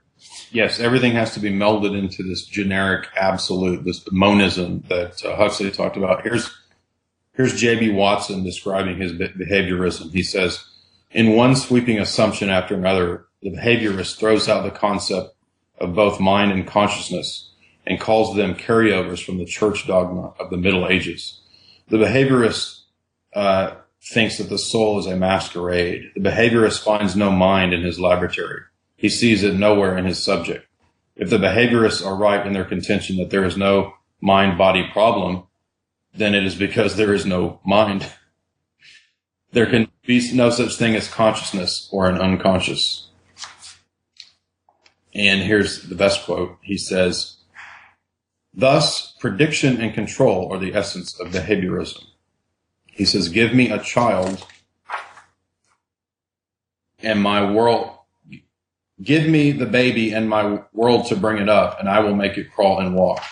I will make it climb, and I will make use of its hands in constructing buildings of stone or wood. I will make it a thief, a gunman, or a dope fiend. I will build you make him deaf and mute. I will build you a Helen Keller. Stimulus and response, he says, is everything. And that's, of course, as many people have pointed out, when you go to public school, you hear the dog bells that ring in between the classes. I've talked about this with, I noticed, this is a while back. This particular individual, like their children are, of course, going to public school, and one of their children come back with this like red stamp on their hand, and they was crying, like the child was like bawling his eyes out, and I was like, "What's going on?" I was like, "This is odd." And it's, he got a bad stamp or something like that. The teacher put the stamp on his hand. It was like a red stamp of some sort to identify that he had done something wrong in school, and he had to go around with this red stamp. And I was like, oh, wow, freaking scarlet letter and all this shit. I was going to say, scarlet letter, right? Yeah, it's like, holy crap, man. I mean, I was just speechless. I was like, what? You'll appreciate. And yeah. Oh, I was just saying, like, his dad didn't think anything of it. He thought it was kind of humorous. That's ridiculous. Like, wow. The author has an insightful. Now, this book was written back in 1963, predicting what would happen with American education system, and he says Watson's goals. Now, this is J.B. Watson, the behaviorist. Are the goals of science today. Science aims at the creation of life itself through biochemistry. It aims at the creation of minds through machines, and it aims at the reconditioning of minds by medication and drugs capable of controlling and remaking man. Science also aims at total social engineering and control through the state. It has even been proposed that man will one day be wired at birth for permanent control through electrical impulses. This was written back in 1963. Yeah. Yeah, that seems like we're moving forward into that with the advent of the smartphone now. And so it's sort of this device that is like, for so many people, it's like an extension of their, personhood. So it's something that's always with them, always referring to it, always interacting with it. And with that in mind, which is you just got through reading, and then what you hear about these technological or technorati or these technological elites stuff that are talking about, putting microchips in themselves. That's already happening, and they already have these kits that you can order online to inject an RFID tag so that you can, open your doors without having to, drag your keys out of your pocket and all that other great stuff. And, so how long does this particular phase have to be in play before you start seeing the neural implant that directly interfaces with the brain so that you don't have to fumble around with this piece of external equipment?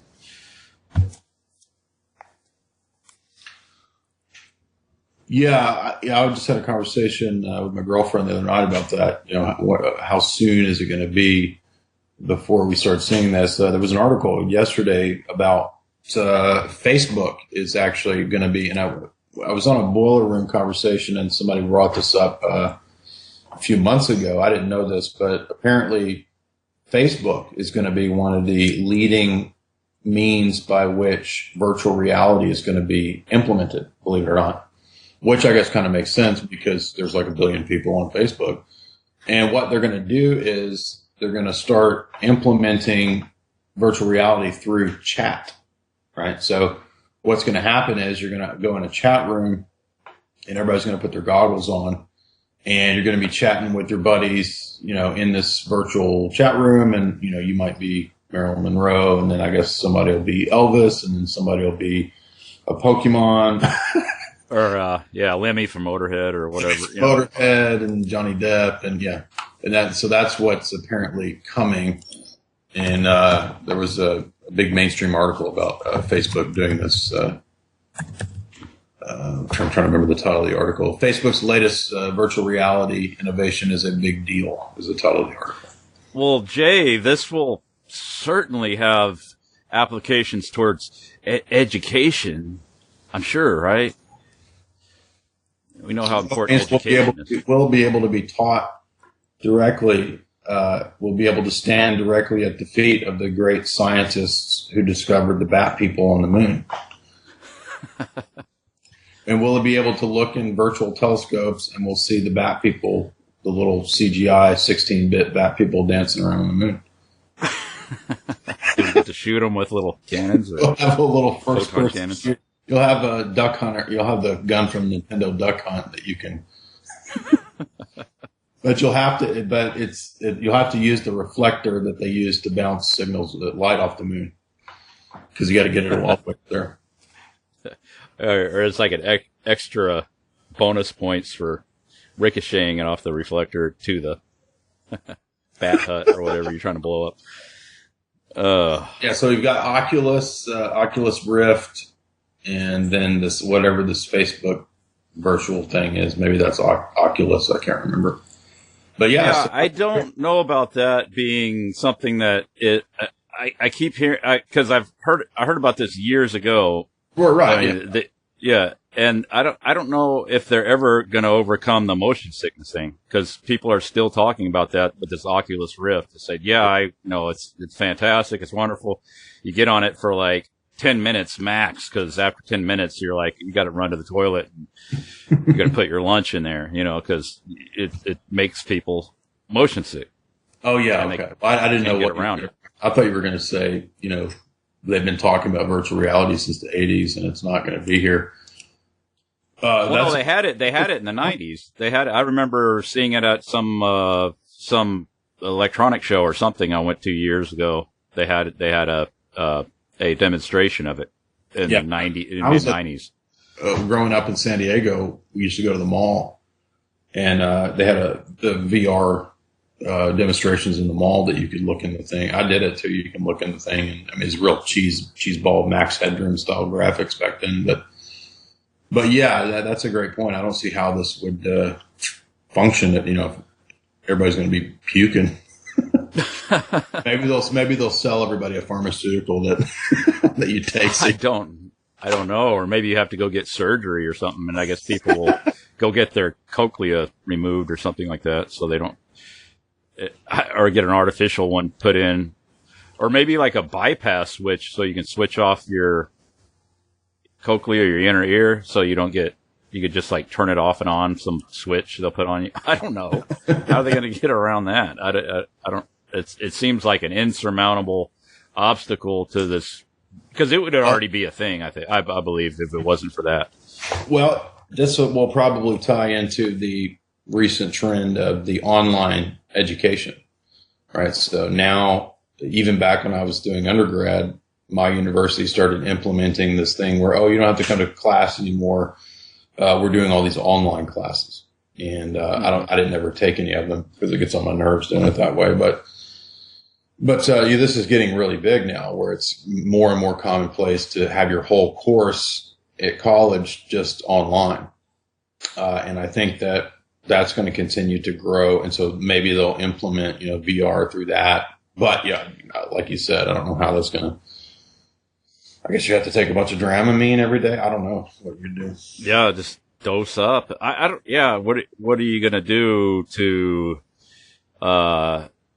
get around that? Yeah, I don't know what the plan. I guess they released this Oculus Rift thing, and you could buy one now, and but it people are still complaining about the motion sickness issue on this thing, and you're hearing all this stuff talked about with Microsoft is in on it, Facebook's talking about it, and all these different big companies, or Google, of course, and this augmented reality, this virtual reality stuff.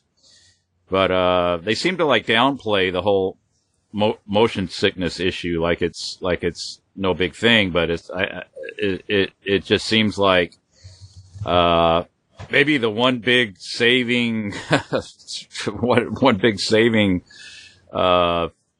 hang up on that thing is the fact that just people can't adapt to that.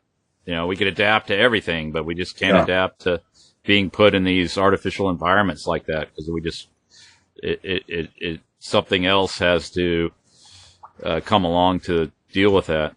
Well, I wonder. It seems like, I'm just speculating here, but younger persons that play video games all the time, I'm talking about like the people who sit and play Halo all day, they seem to not be as affected by this. And oh, really? I can't do that. Like if I tried to play one of those like Halo or something like that for more than 10 minutes, I'd get sick. Yeah. So I wonder if the thinking isn't, the younger generations are going to be who's doing this, and they're going to adapt to it.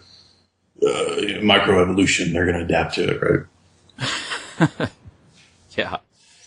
I don't think that's even possible even, it's, but, yeah, it seems like. No, Chris, if you understood evolution, you would know that if we work at it and just keep at it, the virtual reality goggles will eventually just meld into our skin and bone, and they will become a feature of our cranium. And that's just how evolution works. Don't you understand? It's evolution.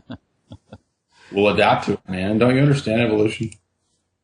I guess I don't. I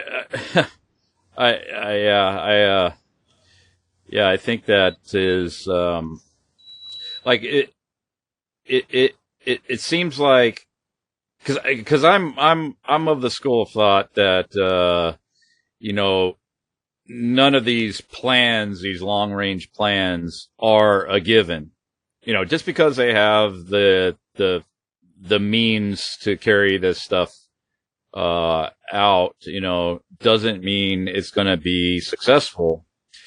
And what evidence do we have available to us that all of this stuff will go through as planned? That's true. Yeah. I mean, you listen to like somebody like Alan Watt, and it's like he's going to tell you that it's pretty much a done deal, that it's a must be, and then it's gonna happen. But I'm not so sure about that. I think that the human form as it is so much more dynamic and resilient and than credit is given to it, like the human mind, the human being itself. Hi folks, I'm Alan Watt, and I'm here to tell you that there's no hope. The big boys have planned it for a long time. The big boys. The bankers. Carol Quigley and his Tragedy and Hope. I'm Alan Watt, Prophet of Doom. Anyway. That's pretty good. I don't know. It needs some work, I guess. I have a comment for you, Chris. This is some dude, Adam Walsh, commented on your post that I put up on my site where you deconstructed the Dawkinites on that YouTube show. And I responded to this person, but I thought you might want to respond to him as well. And he says, a good example of evolution for you doubting Thomases would be the Atlantic tomcod that has evolved to survive in the heavily polluted Hudson River. Even rats that have become immune to poison and which are bigger because of the fatty junk food thrown in the streets by Slavs. There are fish that can walk. I suppose Chris from Hoaxbusters would say the Australian walking perch is only claiming it can survive up to 6 days on dry land. Well, there's the bacteria that's been observed to develop the ability to digest nylon. There's changes in bacteria that where they had previously no observable ability to digest like citrate, and then they then been observed to be able to digest citrate. But okay, their evolution, Chris. What? There you go. It's evolution. Yeah, and then Jay, are you noticing any gray hairs on your head? I do have. So that's biological change over time. That's Darwin. So that's proof too. I got a scab on my leg. I picked it and it bled.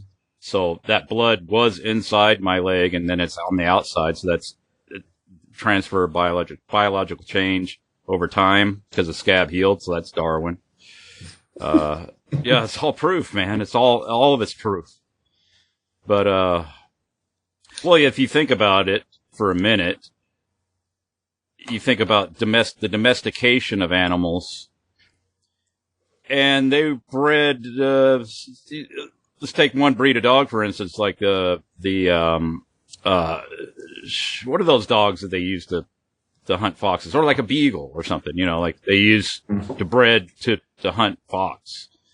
that can get down in the foxhole, has shorter legs, has a shorter, stumpier body, has, the good, broad chest so that it can run, keep up with the hunters, keep up with the fox. So that creature is adapted to those requirements as far as its usefulness as a domesticated animal. But that's something that was observed ages before Darwin, right? Exactly.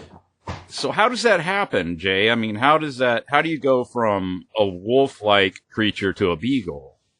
Yeah, well, that's the thing is that everyone uses the taxonomy of species. The Darwinian theorists believe that species is not a real property. It's just a term that's used, and it's all completely malleable. It is. Right.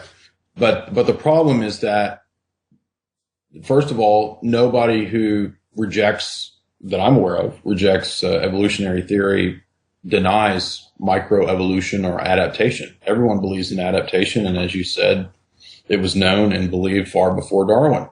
People have bred dogs, as you said, for a long, long time. But that has nothing to do with the idea of transformism, as it's called in Darwinian theory, the older term for that. It's the idea that you get one species morphing into a completely different species, right? So when we look at a dog or a wolf, I mean, they're pretty much in that same kind or category, right? But that is not the same thing as a horse or snake.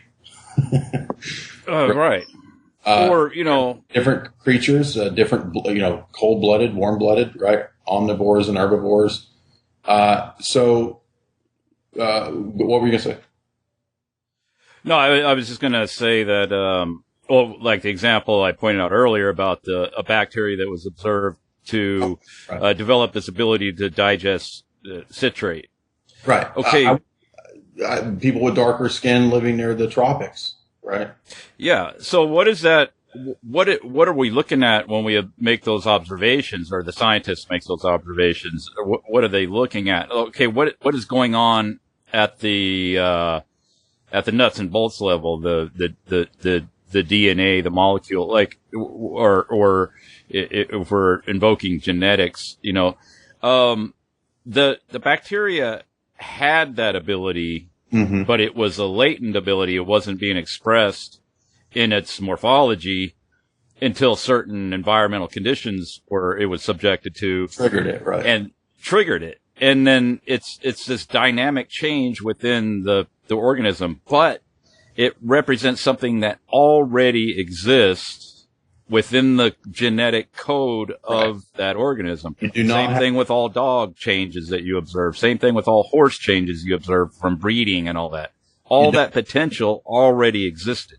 You don't have the introduction of a completely new DNA or the DNA of a different species. No, it's not a slow, gradual shifting of molecules that resulted in a new trait or a new ability. That's not what you're looking at, but that's what Darwinism requires. Yes. But they always conflate the two, and they'll show you, like an example, the fish now can survive in an environment where it couldn't survive before.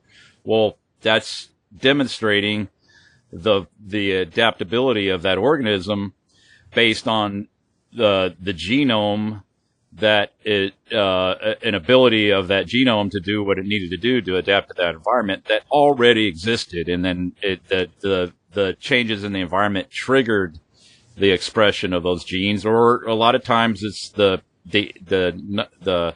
non-expression of the genes, like in the case with dogs having short hair or no hair.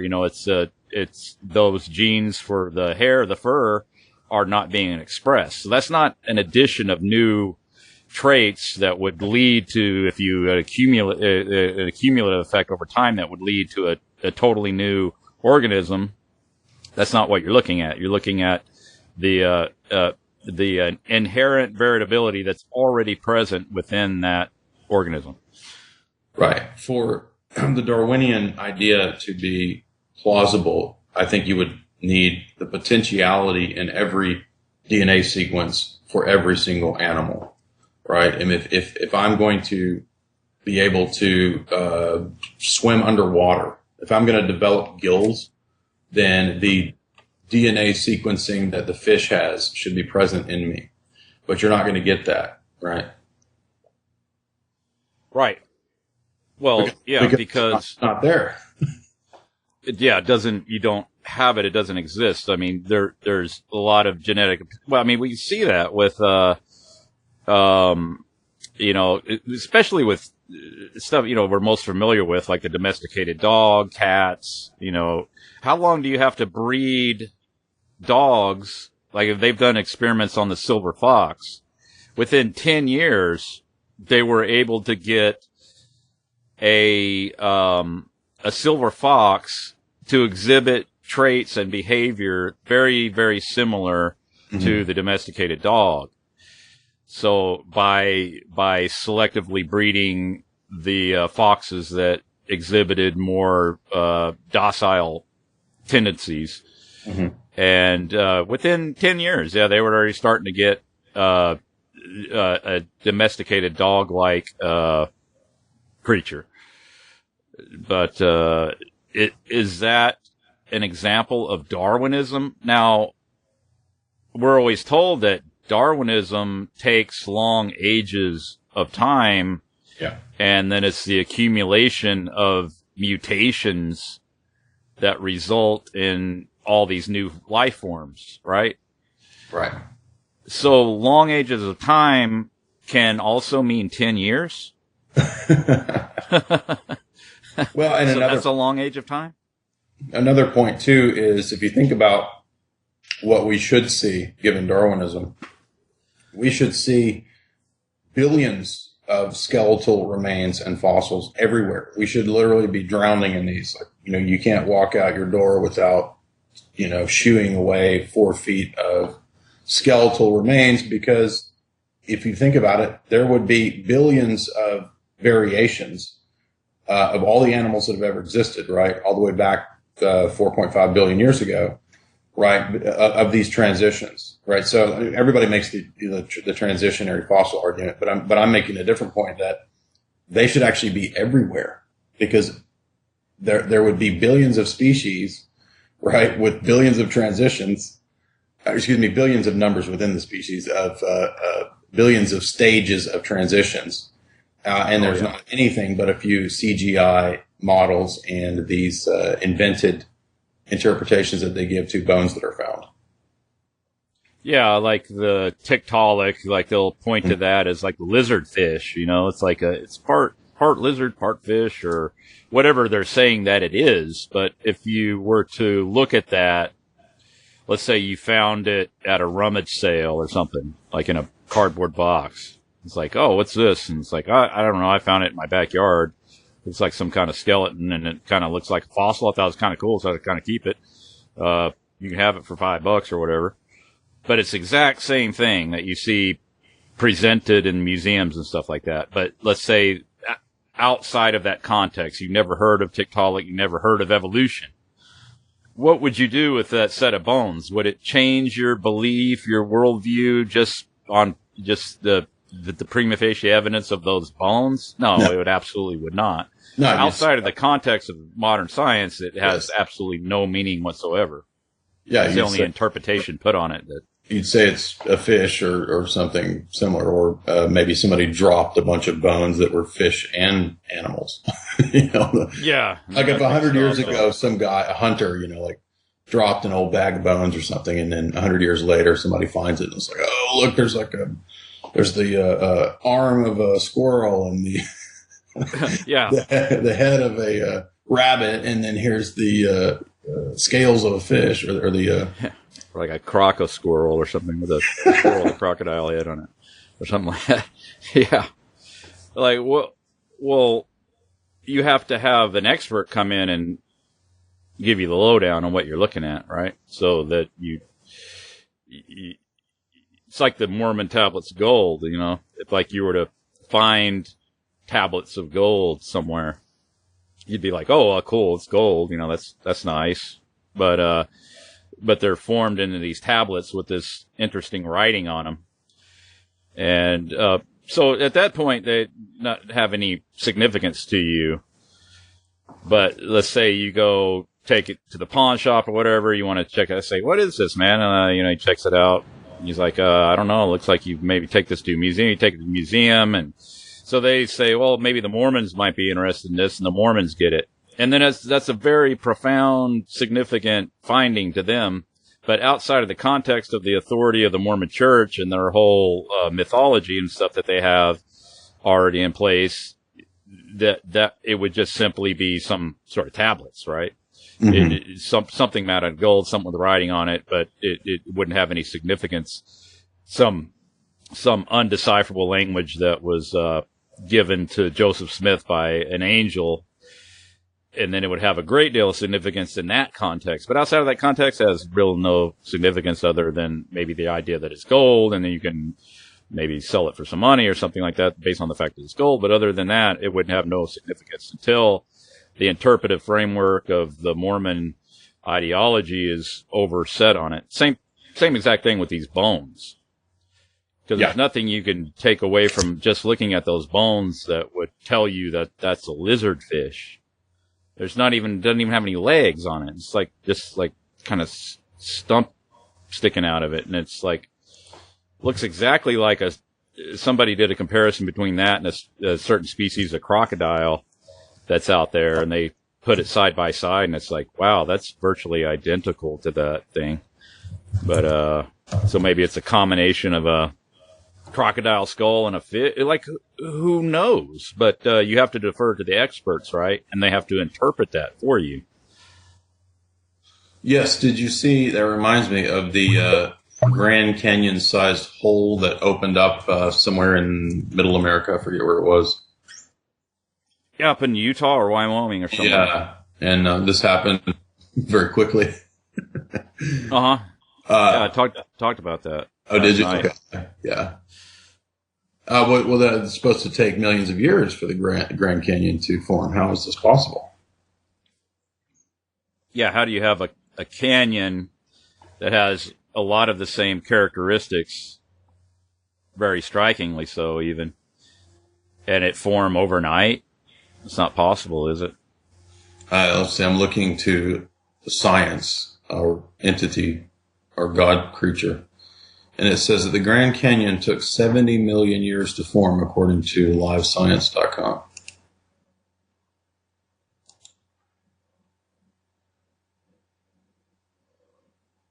Hello? 70 million years, science says.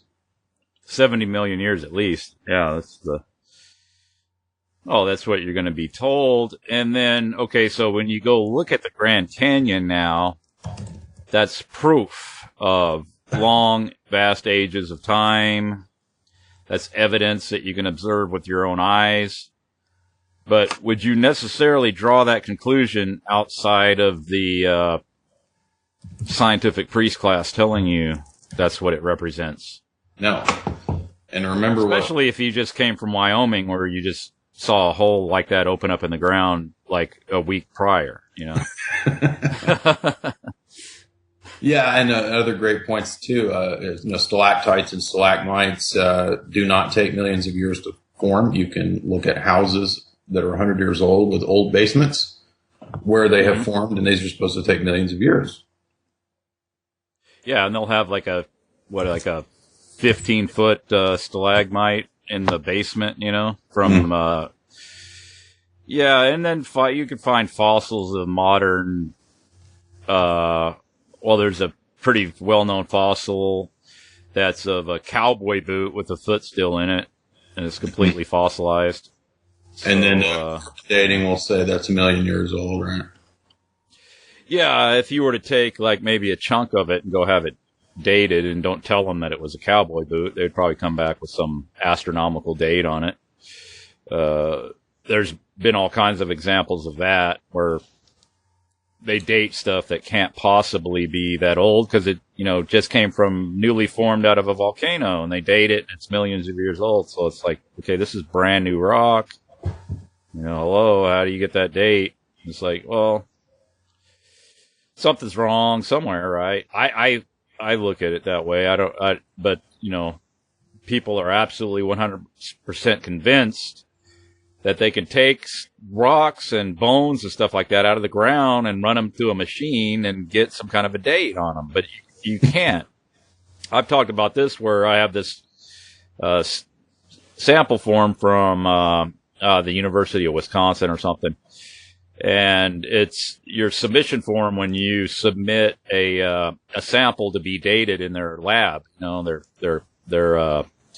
what is that called? Isometric dating or whatever. They're going to look at the rock and they're going to count the isotopes and do all that, right? With their machines, they can do all that, right? But at the top of the form, they ask you the approximate date of the thing that you're submitting. How old is your rock? It's 30 million years old. Then you get it back and it says your rock is 30 million years old. Based on, well, how far down was it? Was it from the Triassic era, the Cretaceous era, or what do you think it was from? Well, I found trilobite in it, so it must have been of the Precambrian era. Yeah. Guess what date they'll probably give you, Yeah. Something approximating that. I think you guys have pointed out the fly geyser as well, which is another great example. Yeah, of a geological formation that started forming in the, 60s? Yeah, the 60s at where they have Burning Man. Yeah. The same area right there. 95, 99% of the people at Burning Man would say they believe in Darwinian evolution. They're standing right next to the fly geyser, which took like 40 years. Yeah.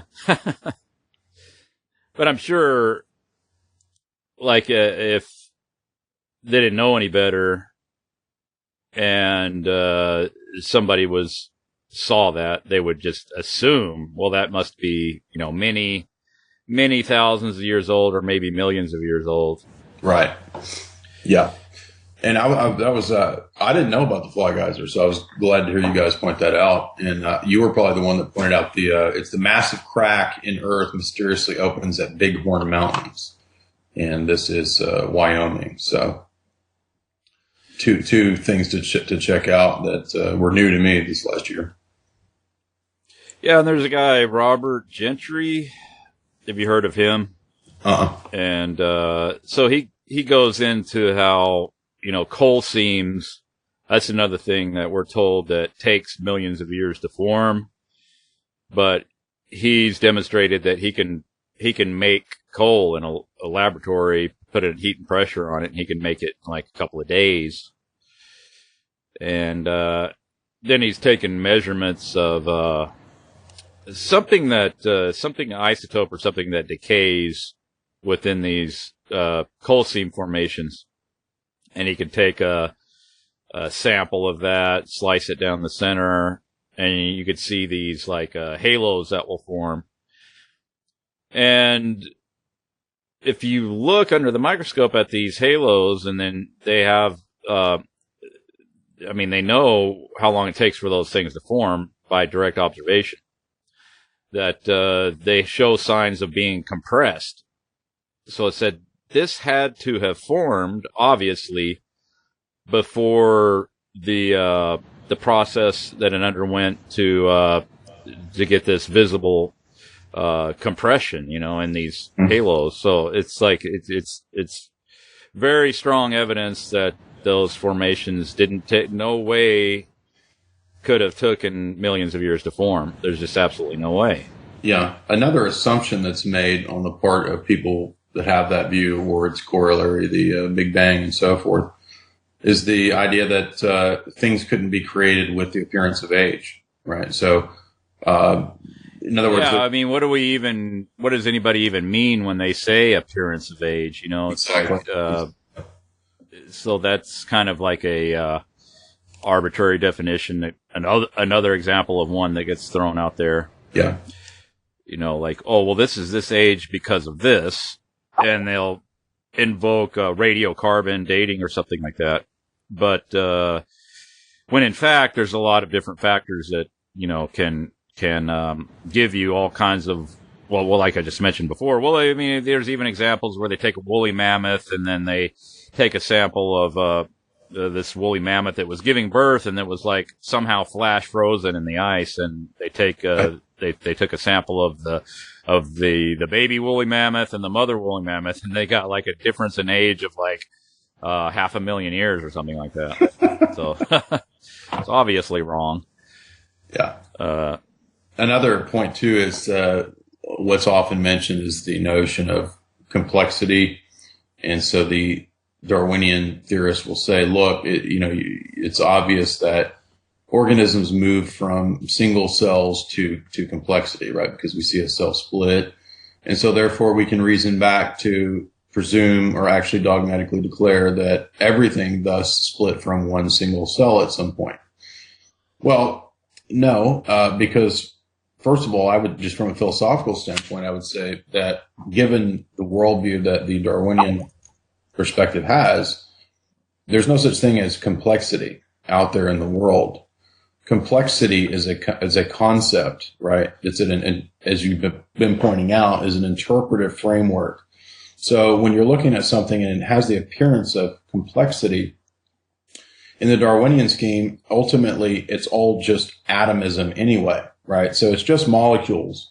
And the idea that it's more, quote, complex assumes some sort of scale or gradation of complex and less complex, or simplicity that is somehow a priori or inherently obvious. And from a philosophical vantage point, that's problematic because there's, in that worldview, in your perspective, you would have no reason or way to explain what complexity is, because it's a conceptual interpretation of some object in the world.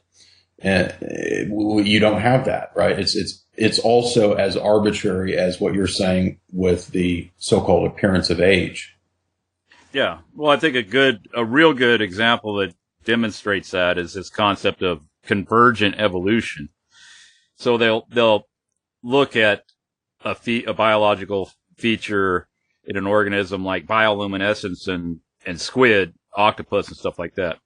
And so they can't concoct any kind of evolutionary relationship where they can point to that being a result of some kind of common ancestry, because it will totally disrupt their current model, so they have to reject that. So they have to come up with this new theory, which is convergent evolution, meaning that bioluminescence evolved separately in those organisms, independently of each other. And that's actually a thing. It's convergent evolution. So with that in mind, you come over to what they're talking about with the fusion of chromosome 2, and they'll point to that as proof that we have common ancestry with the chimpanzees because of this fusion site in the chromosome. But if you keep in mind that there's this thing called convergent evolution, so that like this touches on what you just described, where there is no real complexity, there is no real structure or anything, because everything is just atomism anyway, right? So the same holds true with these observations, and they can invoke this special ad hoc explanation for these repeating patterns, so that it's like they want to invoke patterns in the case of chromosome 2 or these ERV sites, they call them, these endogenous retroviral sites, yeah. And so pointing the similarities between those sites in a chimpanzee and those sites in human, which actually turns out that those are not what they purport them to be anyway. They're not retroviral sites. They're not vestigial. They have function, so they can't be that. So their interpretation on that has been proven wrong. But anyway, let's say even if it was true, which it isn't true, but even if it was true, they're relying upon an observed pattern, right? Absolutely. So how do they now resort to applying significance to an observed pattern when in other contexts it has absolutely no significance? Exactly. So patterns can be chalked up to just pure coincidence. Right. In any other context. They are in Darwinism and in any other context. And the irony here is that from a philosophical perspective, you need the reality of patterns objectively out there in the world for human interpretation, period. Like for the human mind to interpret anything in the world, it's all kind of grounded on pattern recognition. But the patterns have to also be actually out there in the world. They can't just be in the mind, right? Because if they're just in the mind, then we're stuck in our mind and solipsism. And ironically, because Darwinian theorists are generally people into physics and biology, they don't study philosophy. They're not worried with consistency, because they're always contradicting themselves, which is funny because they're always the ones to turn around and talk about how they believe in logic and reason. Well, number one, logic is actually also conceptual. It's immaterial. They are rules and laws, much like mathematical principles, that function not just in the mind, but also in the natural world. If they didn't function in the natural world, we couldn't build a bridge, right? Because it's based on mathematical principles. Yet, at the same time, there is a belief that there's no objective principles out there in the world. There are just human descriptors for things that are called, quote, natural laws, but those aren't really laws. They're just the way, quote, nature works. It's just what's out there. Shit just happens, in other words, right? Shit just happens. Yet we're supposed to believe that there is the ability of the human mind to go out and interpret the world, to write scientific journals, to do all kinds of experimentation, and which is all based on pattern and logic, right? The scientific method is based on patterns and logic. Yet all of that is simultaneously, in modern science, discarded. There's no such thing as a mind that has a structure that's interpreting an external world with order and structure. That's been dispensed with. So it's all completely shot itself in the foot philosophically, which is why they don't care about philosophy. This is why Neil deGrasse Tyson says philosophy is ridiculous and it asks a bunch of dumb questions. Actually, it asks the questions that Neil deGrasse Tyson has to avoid. Yeah, because, without that, you can invoke any kind of criteria you want for your epistemology, which excludes even having to be consistent. Yeah, we believe in logic and reason. We're Darwinists. We believe in logic and reason. Oh, what is logic and reason? Don't bug me with your philosophy bullshit. Literally. Well, I think it can be summed up too, like the whole argument, and I guess this kind of goes into the teleological argument. Why would anything in the universe have to work whatsoever? Why does anything work? Yeah, and by the way, for something working, quote, work, that is also, in the Darwinian scheme, of necessity, a subjective interpretation of phenomena in the world. What you're calling working, right, when you say, the gastrointestinal system of the swamp rat, it works because it shits a lot. Yeah. That is merely a phenomena of things happening in the world. There's no working or not working. I mean, in other words, do you see what I'm saying? That there's no reason to say that it's working simply because the phenomena are happening. For something to work is to assume that you've got, again, some sort of gradation of standard, just like something being logical or consistent, by which you can judge a thing in this case works and a thing in this case does not work. So in other words, you're absolutely right. It presumes telos or purpose. But telos or purpose, according to David Hume and everyone after him and all the scientific crowd, does not work. There's no telos in the world. Telos is a human interpretation of facts. And in fact, every time you were to talk, if you were to say, the blind watchmaker, right? This is the one they always fall back on. They'll say, David Hume showed us that the blind watchmaker argument doesn't work because you're just interpreting the phenomena of the world to have a purpose. That works against Darwinism too, because you're just interpreting the gastrointestinal system of the rat to have a purpose or function.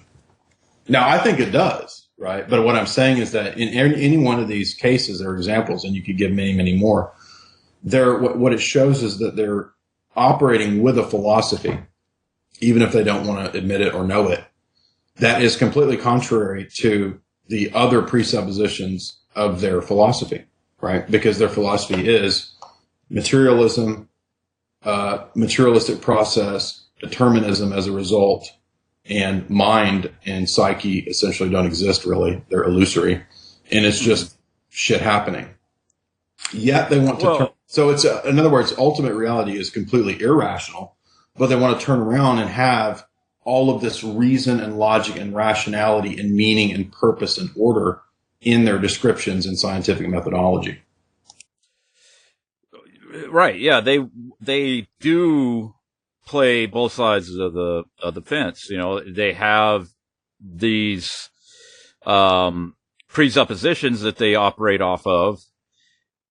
And you know this when somebody will point to something, observed maybe in childbirth, say a deformity. Well, there is no such thing as a deformity. That is only some realization of some biological process that's totally has no purpose or meaning even of what we're familiar with, because all of that is totally subjective, right? So there is no such thing as a deformity. There is no such thing as even a disease or an illness. Yeah, all those things are part of the biological process. Yes. And you're only putting that human interpretation on those things. There is no such a thing as a disease. Yeah, there is no optimal way to be or exist. So there is no, and I think we maybe even see that come about, as bizarre as that sounds.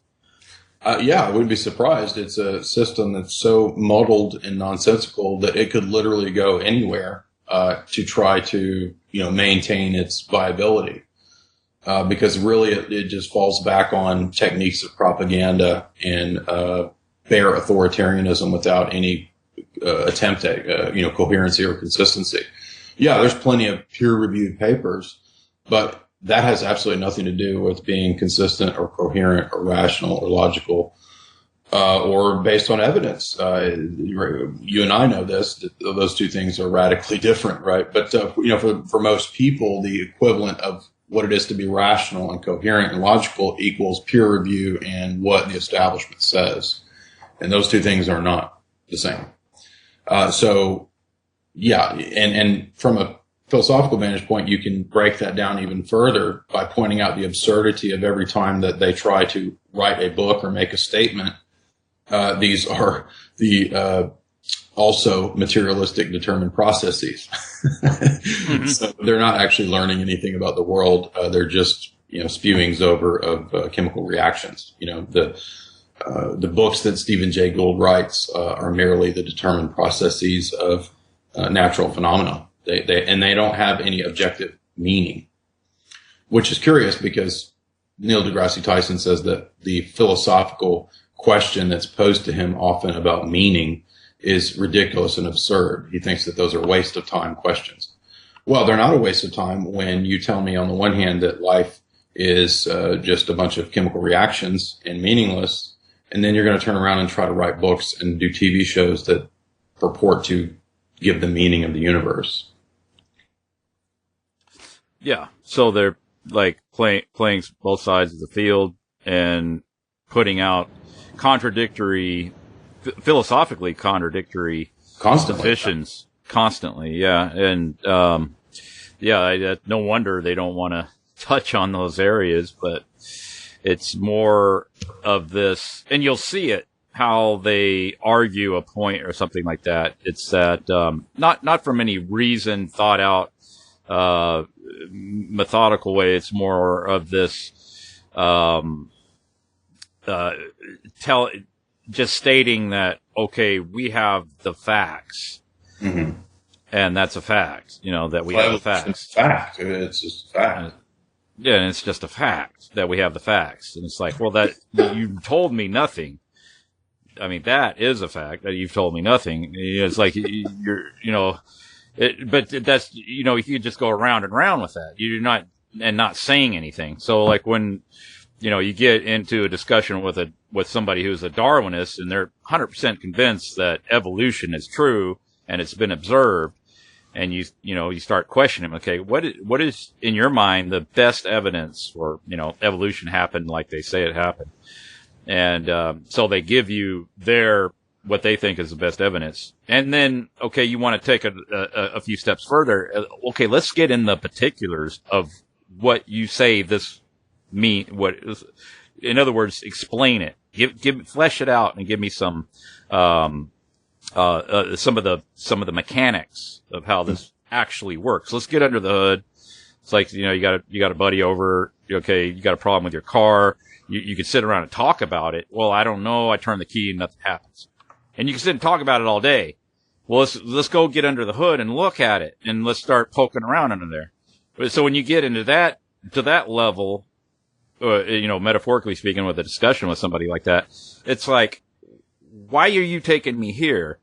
This is the arena of the experts. It's like Jason Cavalito did with me. It's like I started pressing him on, okay, he says that he believes this and he says it's established fact.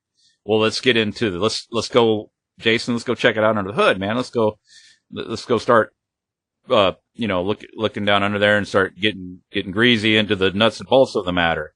And it's like, no, why? I'm not a mechanic. Why should I do that? Well, and there's so many ways from my perspective, to come at this problem. So take that situation where he says this is a fact, or like you and I have had discussions in the past where they talk about reason or logic, and you say, what are those things? What is reason? What is logic on your view? Right. So when we talk about a fact, well, what he's doing in that conversation is presuming to have learned something at some point in the past, which was true about the external world and his experience, and I guess everybody's external world. And this is objectively true in his mind, and that he can at a later date pull from that capital T truth and reiterate that to you as something that was once true in the past and still holds to be the case. Now, the problem is that in that evolutionary worldview, this is a huge leap. There's no reason to believe that something that was experienced or interpreted or read in the past is no longer subject to evolutionary change and still retains some capital T truthiness to it. Do you follow me? In other words, so in philosophy, this is called, in metaphysics or in epistemology, it's called the problem of identity. And what it presumes is that you can interpret a truth about some object, and that truth maintains invariantly its status over time. Mm-hmm. But the problem is that in that worldview, nothing maintains an immaterial, invariant truthfulness over time, because there's no such thing as that realm of immaterial conceptual truthfulness over time. That's been canceled out. It doesn't exist. And so to spout out of your mouth these platitudes about something being a fact, right, that you learned at some time in the past is pretty laughable given what your worldview says at the same time about everything being subject to constant flux and change. Now, there might be some Darwinian theorists or evolutionary theorists who think that they have some reason to believe in, truthfulness or conceptual realities or mathematical entities or whatever that exist outside the bounds of space and time. But that's not most of them. Most of them don't. And they've never even thought about that as an issue, because that's a question that is in philosophy that they think is pointless and outside the realm of empirical science. But that's the problem, is that when you have a naive empirical, quote, science worldview, which they all have, you're begging the question when people bring these kinds of issues to you. And I think they are important questions. I guess it depends on what you think of metaphysics, but in my mind, those are important questions. I want to be able to say that, I'm the same Jay that exists over time, that I retain my identity over time, even though my body might change from the time I was a kid in turning into this massive Adonis hunk of a man. Nowadays, I'm still the same Jay, right? And so, this is an issue, again, the problem of identity over time. But this is all just thrown away by the pragmatic Darwinian types because they don't think it matters. But they're using all these things that make sense in a theistic worldview. And that's my point, is that it makes sense why. There's a unchangeable truth, in my view. It doesn't make sense why anything is, quote, true over time in your worldview. Yeah, I know. I see what you're getting at as far as this. Well, it's like this whole idea of the concept of an archetype, right? Like where if you have sort of an objective, unchanging standard, let's say of like what a male, an idealized male or an idealized female, how would they look? It's like maybe our imagination, we think about like Adam and Eve in the Garden of Eden. Like what, do we, when somebody says Adam and Eve in the Garden of Eden, does the mental image come into your mind of, the kind of typical American, in their 40s with like the big pot belly and the varicose veins and the, double chin? Is that what the image that comes to your mind? Or do you see something? What do you see when you think of Adam and Eve? The first proto parents of all, the first human beings. You have a certain conception of that, right? Yeah, sure. Yeah. But it's not, so it's this idealized form that everyone already has in their mind. It's something like this, or it's referred to as an archetype or an idealized form. Right. But of course, like in the Darwinistic worldview, that such a thing doesn't exist. Right. But you could prove it exists by doing these thought exercises and think, just thinking things through. Like, okay, you think of like, back to the like domesticated dog. Well, is this a fully realized dog or is a wolf more of a fully realized, what is it, canid, or the scientific classification of what that type of animal is? I think everybody would agree that it's the wolf. And as opposed to like a teacup poodle, Right. Teacup poodle's not going to do that great in the woods, but the wolf could hold their own with all its instincts intact, with all its fur, all of its stamina, all of its strength, all its muscle tone, its bone density, and everything is the archetype. It's the ideal.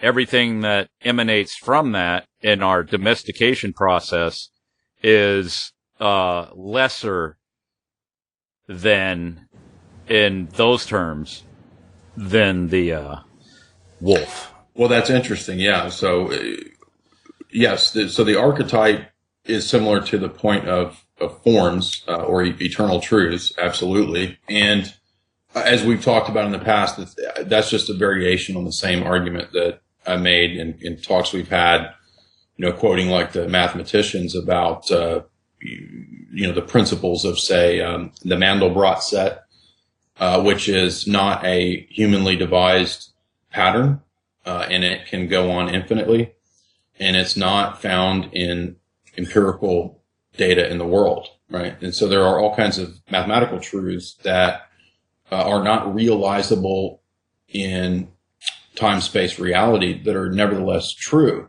And don't we all kind of inherently sort of intuitively feel that 1 + 1 is 2, right?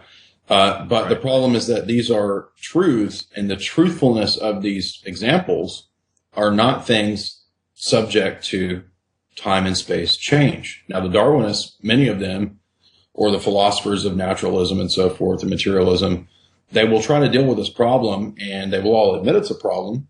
And what they'll generally say is that, okay, actually, 1 + 1 is not equaling 2. These are just social constructs. This is the most popular explanation for this problem, is that humans just got together and decided that 1 + 1 is 2, which is utterly preposterous because, one thing and one thing equaling two things has absolutely nothing to do with humans getting together and just deciding that, right, from some sort of practical social organization or something. Furthermore, there's also no evidence of the fact that humans got together and decided that 1 + 1 is 2. And were you to go to any primitive tribe and, try to cheat somebody, they're going to probably know, right? Like, I gave you a pelt, you owe me a, bag of beans, right? One for one. In other words, mathematics is yet another example of that archetypal pattern that you're talking about, and it's not different from culture to culture.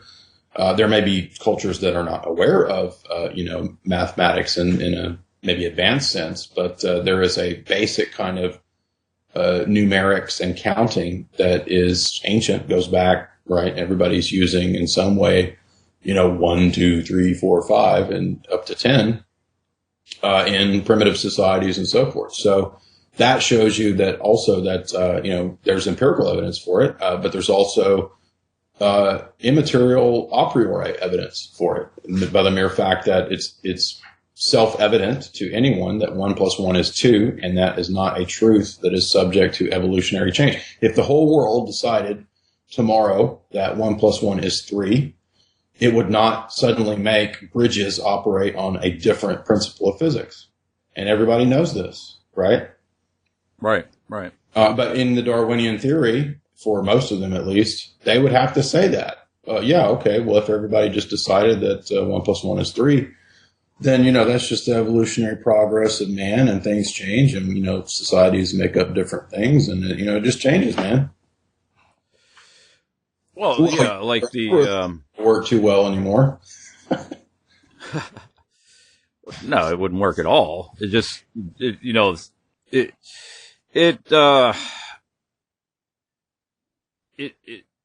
it's not too hard to see that there's this disconnect between what is theorized, yes, these belief systems, and what people actually do believe. Exactly. When they go to operate in the real world, they work off of these presumptions that aren't in line with their worldview. Absolutely. Just like I talked about with the example of placing significance on patterns in some areas, and then other areas, it's dismissed as coincidence. Yeah, it's easy. It's easy to sit around and talk about, philosophize and write your books and pretend that you're an intellectual and say that man has no mind, has no soul, has no consciousness. We're all just matter.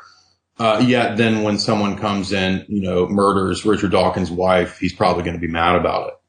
But there's not really any reason to be mad. I mean, it's just... No. Why would there be? Atoms bumping into other atoms. So your anger at that action is merely just a human social constructed response mechanism. It really has nothing to do with, anything objectively evil, right? Well, according to them, yeah. So what are you getting uptight about? Why go to a funeral? Why more? Indeed, yeah. And if the response is generally going to be, oh, well, that makes me feel better, I don't like that subjectively. Well, the guy who murdered the wife did like it. So what? Right. It's all a matter of perspective, right? And it's all relative and all according to your perceptions. Right.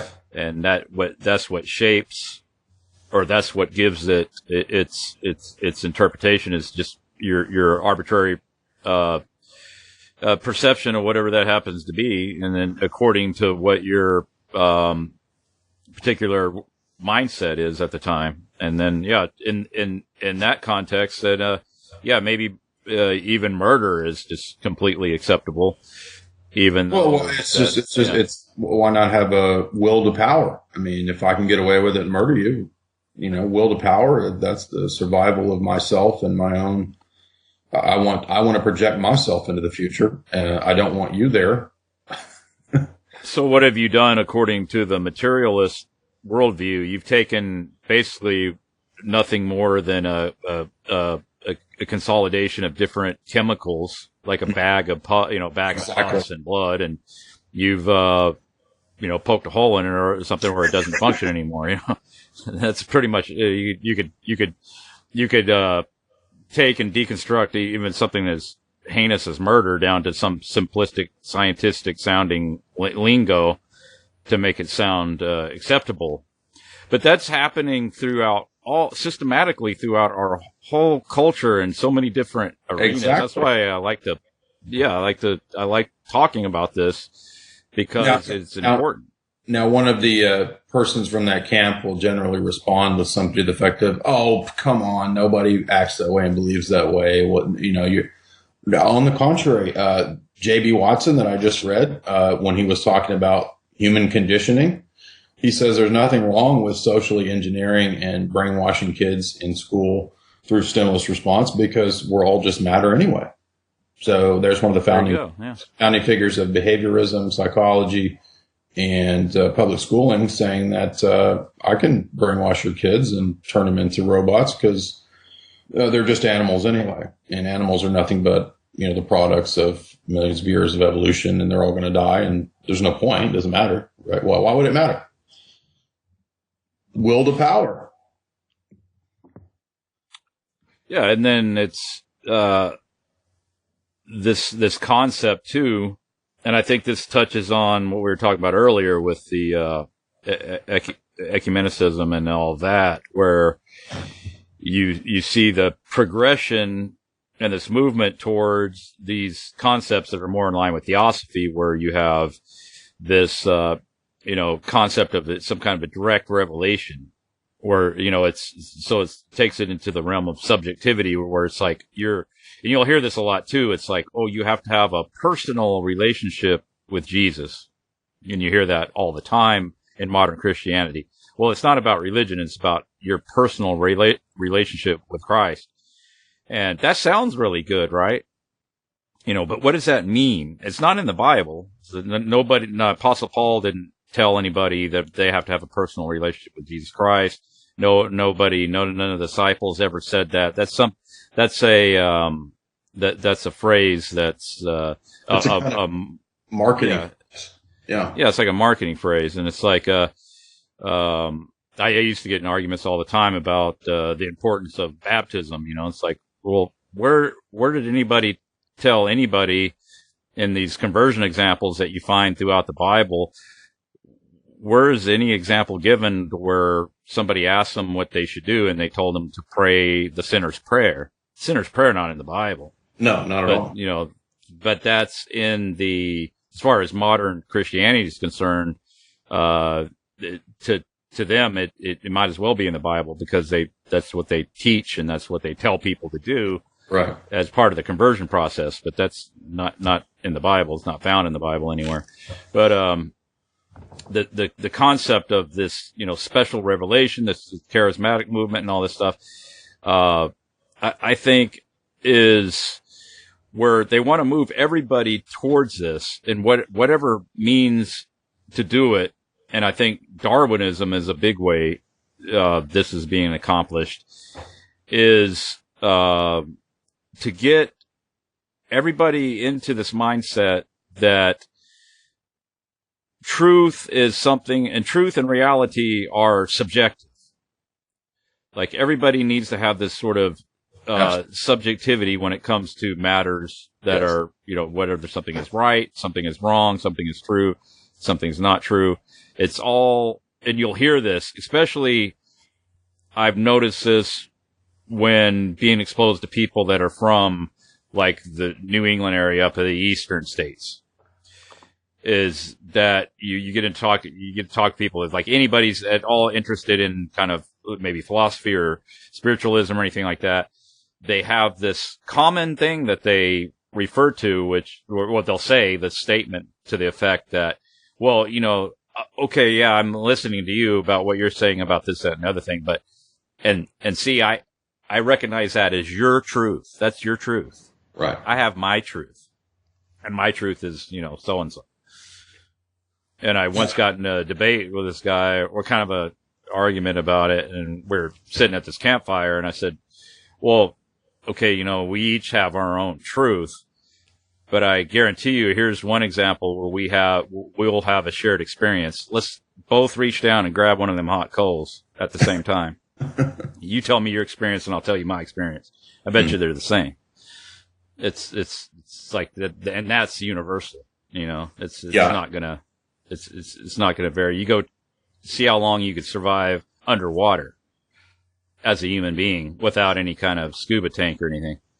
And it's generally the same. You'll have the same general results. Some people will be able to, stay down there longer, but you'll find out quick that you're not a fish. Right. Or if I say, I'm going to, I want to take all the money out of your wallet presently because that's my truth. You're probably not going to like that. Now, you may not like that, but how can you tell me that that's wrong? Right. And then, your general responses are things like, you shouldn't hurt people, man. Well, why not? What if the joy that I get from hurting people outweighs the pain that comes to the people that I've hurt? Like, why shouldn't I follow that philosophy, right? So, yeah, relativism is, really the dominant problem in thought in our day, especially in the academic realm. And, coming out of philosophy and all that in the university system, it's all relativism, 100%. And I see that as kind of just the breakdown of philosophy, particularly in the West as a whole. It's really just degenerated into meaninglessness and subjectivism, and it's pretty much a worthless course of action, at least in the academic realm. And even worse than that, it's more or less now a functioning of social engineering. You take philosophy classes, and the goal is to really just get you into something like women's studies or some crap like that. And this book that I mentioned earlier that I was reading on the messianic character of American education, there's a chapter on child education and child psychology that was very enlightening, because a lot of these early architects of American public schooling said that what needed to happen was a shift away from logical thinking, reading, writing, and arithmetic to the direct experience of the child's subjective interpretation. And they literally say that. They say we've got to shift education away from thinking that, 2 times 2 equals 4 in some kind of objective sense. And what's more important, I'm not joking, is that we hand the children a ball and let them just kind of mystically experience what they feel when they hold a circular ball. And that would, I'm not kidding, that's what they say, that would take precedence over, sitting around and trying to remember your times tables. Yeah, it's this, you get this question proposed to you, like, well, how did you feel about this or that or the other thing? It's like, how did that make you feel? And, and this is a big part of Common Core, by the way. That reminds me. If you read about Common Core, it's like, if you have a problem, reading problem, a math problem, or something in your whatever, or interpersonal problems, as I understand what Common Core says is that problems are solved in a group setting, in consensus. So you don't like solve the problem, the math problem, and have the right answer. No. You see, that would not be egalitarian. You come to the group, and through dialectical, there's a term for it, diapraxis or something. You come to an agreed upon conclusion. Mm-hmm. Yeah, absolutely. Very, very handy if you want to have an authoritarian system. That's exactly what every one of these guys say. Yeah. Oh, I was listening to your audio about Plato's Republic. Uh-huh. What were you saying about the regression towards like animism in the authoritarian society? There was a section there's a section, I believe it's in either book 8 or 9. And there's 10 books in the Republic, and there was a section in book 8 or 9 where Socrates is discussing the deep digression of societies and cities and civilizations. And he says that as you move away from order in his mind, which is the ideal republic, you move towards things that are more beastly. So in Platonic philosophy, you have this idea of reason, which is equated with the human nous of the mind. That's the most orderly aspect of our human faculties. And then, of course, bodily desires in Platonism are base and vulgar and lead us astray. And so the famous image in Platonism of the guy who's riding the chariot with 4 horses, and then he's, keeping it in line in reins, is supposed to be an image of, or an allegory of, reason controlling the bodily passions. So you don't let anger or lust or hatred or whatever get out of whack, because then that leads to problems. If reason controls the passions, then you're going to function well and flourish.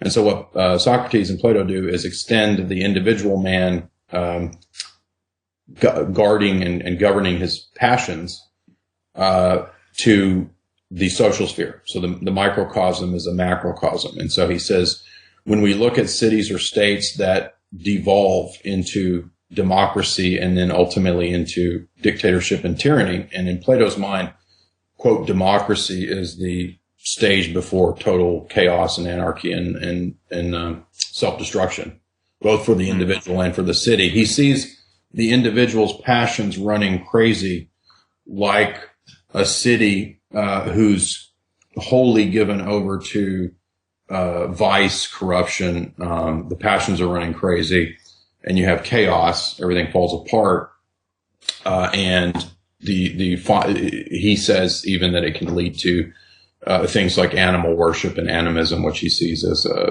lower on the lowest point of the totem pole for a social order. Yeah, then so now we have people advocating veganism as a part of not only some like health benefit thing, which is interesting. It's not. It seems like the advocation of veganism in order to, it's like a religious thing, or it's something that that you don't want to subjugate or dominate a lesser species. Mm-hmm. That whole concept. I've heard. Are you familiar with Mark Stevens? He does a talk on. He usually deals with law, the courts, and stuff like that. I've heard you mention. I mean, I've looked at his website, but I haven't followed him extensively now. So he characterizes himself as an anarchist, so that he's he doesn't believe in the man-made authority and the stuff, the Constitution and all that, which I agree with him on a lot of that. So listening to him recently, like he's totally advocating veganism now, which is interesting. Oh wow. Yeah, and, I think that is, Alvin Toffler talked about that in his books on where we're going in the future. And he said this would be part of the strategy of the globalists. Remember that British think tank that produced that cartoon series Plandopolis about where we need to go. And in that, you have rationing of meat in the megalopolis city. That's all run by the UN and Agenda 21 and so forth. And so, and by the way, this was Madame Blavatsky was also promoting that kind of stuff too. So here we have come full circle with theosophy and the ecumenical movement and education. And a big part of education too is, of course, feeding the children prison slop or worse than prison slop. So yes, that's what's going to happen is you're going to see the promotion of more of, earth worship, animism, and you're going to be seen as, evil and hurting the earth and a dominating evil male patriarch, if you keep wanting to eat your steak and veggies. Right. And you're seeing that with even this so-called flat earth movement. So like so many of these people that represent this flat earth idea are also pushing veganism, which I think is very interesting. And yeah, you'll just hear this put out there as, oh, well, this somehow goes hand in hand with anti-authoritarian thought, like eating of meat is part of the a bad part of the system. Parasitical. Oh, yeah. See, you're like the bankers. The bankers and the elites feed on the cattle of the populace, and you're just like them because you prey on the cattle. Right. Like, we're synonymous. Well, that goes back to the Darwinist idea that, mankind are nothing more than some higher, you couldn't say higher, right? Just another animal. Just another animal, yeah. And, so all this ties in and fits together.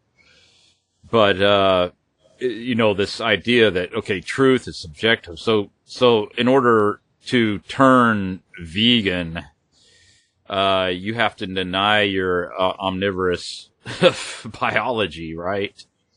Aren't we omnivores, Jay? Or am I incorrect on that? Well, we're carnivores. Biologically, we're carnivores. Yeah, and isn't a large portion of the natural world carnivorous? Yeah, don't we have canine teeth? What's going on there with the canine, the incisors and the canine teeth? Incisors, yeah. I guess we need to have classes for wolves. Wolves need to go to sensitivity training so that they stop eating meat. Yeah, why not? Well, then you see, yeah, you go to like the main vegetarian. Well, I don't know about it being the main one, but it's a fairly prominent vegan advocacy group, and they have a website. And you go call up their website, and they'll tell you right there, this is, and I think what they're doing, they're kind of distancing themselves with some ill effects you may experience from disbanding meat, because they'll say right on there, it says like, we're not doing and advocating this based on any kind of, issue about it being health or anything like that. It's more of a philosophical position and stuff about, the treatment of animals and all that. And, the thing about it is, okay, let's say that's your philosophy, that's your view, and you're gonna change your diet to reflect that. But at the same time, you're going to, starve yourself of certain nutrients, which I think is inevitable. I don't think all these athletes out there that purport to be vegan, I don't think they're actually vegan. No, I think a lot of it's lies. Yeah. Miley Cyrus just got married to Liam Hemsworth. I don't know how she's going to be gender fluid to his approval if she's just got married. I'm just saying that I think that a lot of like we talked about with Caitlyn Jenner, I think a lot of these people do these things because they're paid or told to. And it's the same way with this kind of stuff. These athletes are promoting things that I guarantee that they're not into. They're probably doing steroids. So, yeah, eating lots of meat and taking steroids just like every other athlete. So, yeah, all this stuff is tied in and promoted on purpose. There's no question in my mind. And you go all the way back to the Republic. Plato talked about, keeping the masses underfed, give them grain, don't let them eat a lot of meat. You don't want them strong because they might, topple you. Well, what about how that relates to Hinduism, right? Like, right. Yeah, that's been a part of Hindu belief system for ages, and that's incorporated into the caste system. So you have, now, isn't this true that a big majority of the population is largely vegetarian? Based on Hinduism? As I understand, yeah. And you even had, Gandhi talk this way. But I'm of the opinion that Gandhi was probably British intelligence. That's my opinion of that. Yeah, probably. He's a big figure in, promoting a lot of these ideas. And of course he's hailed, with Mother Teresa and Martin Luther King Jr. as like modern civic heroes of the 20th century.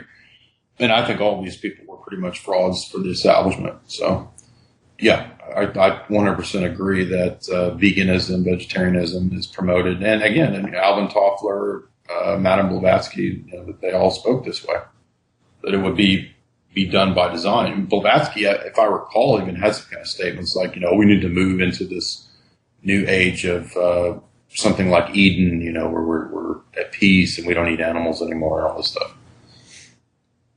Yeah, that's like the Hindu philosophy, which they also had a belief that's strikingly has a lot of striking similarities to Darwinism.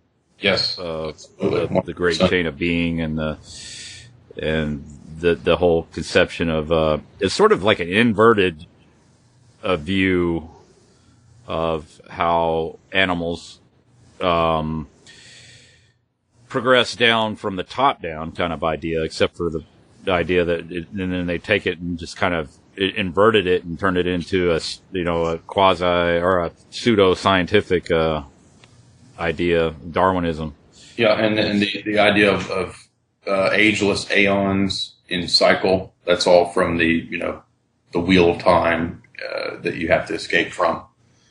And you've got to evolve out of it, right? So you're going to go through endless lifetimes and reincarnations, in the evolutionary process until you achieve nirvana. Then you can escape the wheel of time. So you'll come back as a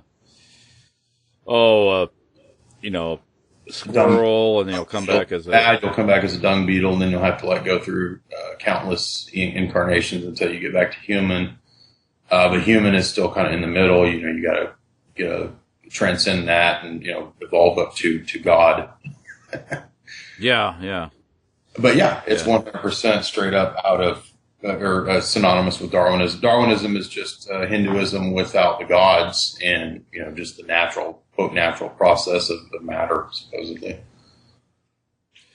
Yeah. So now we're seeing this being turned into these social movements of veganism, vegetarianism, it's really heavily promoted. I noticed that, in a lot of areas, it's heavily promoted, and some people will present it as, there's all these overwhelming health benefits to it. Other people put it in the context of not hurting animals. You don't want to hurt animals, so you want to be a vegan, so animals don't get hurt.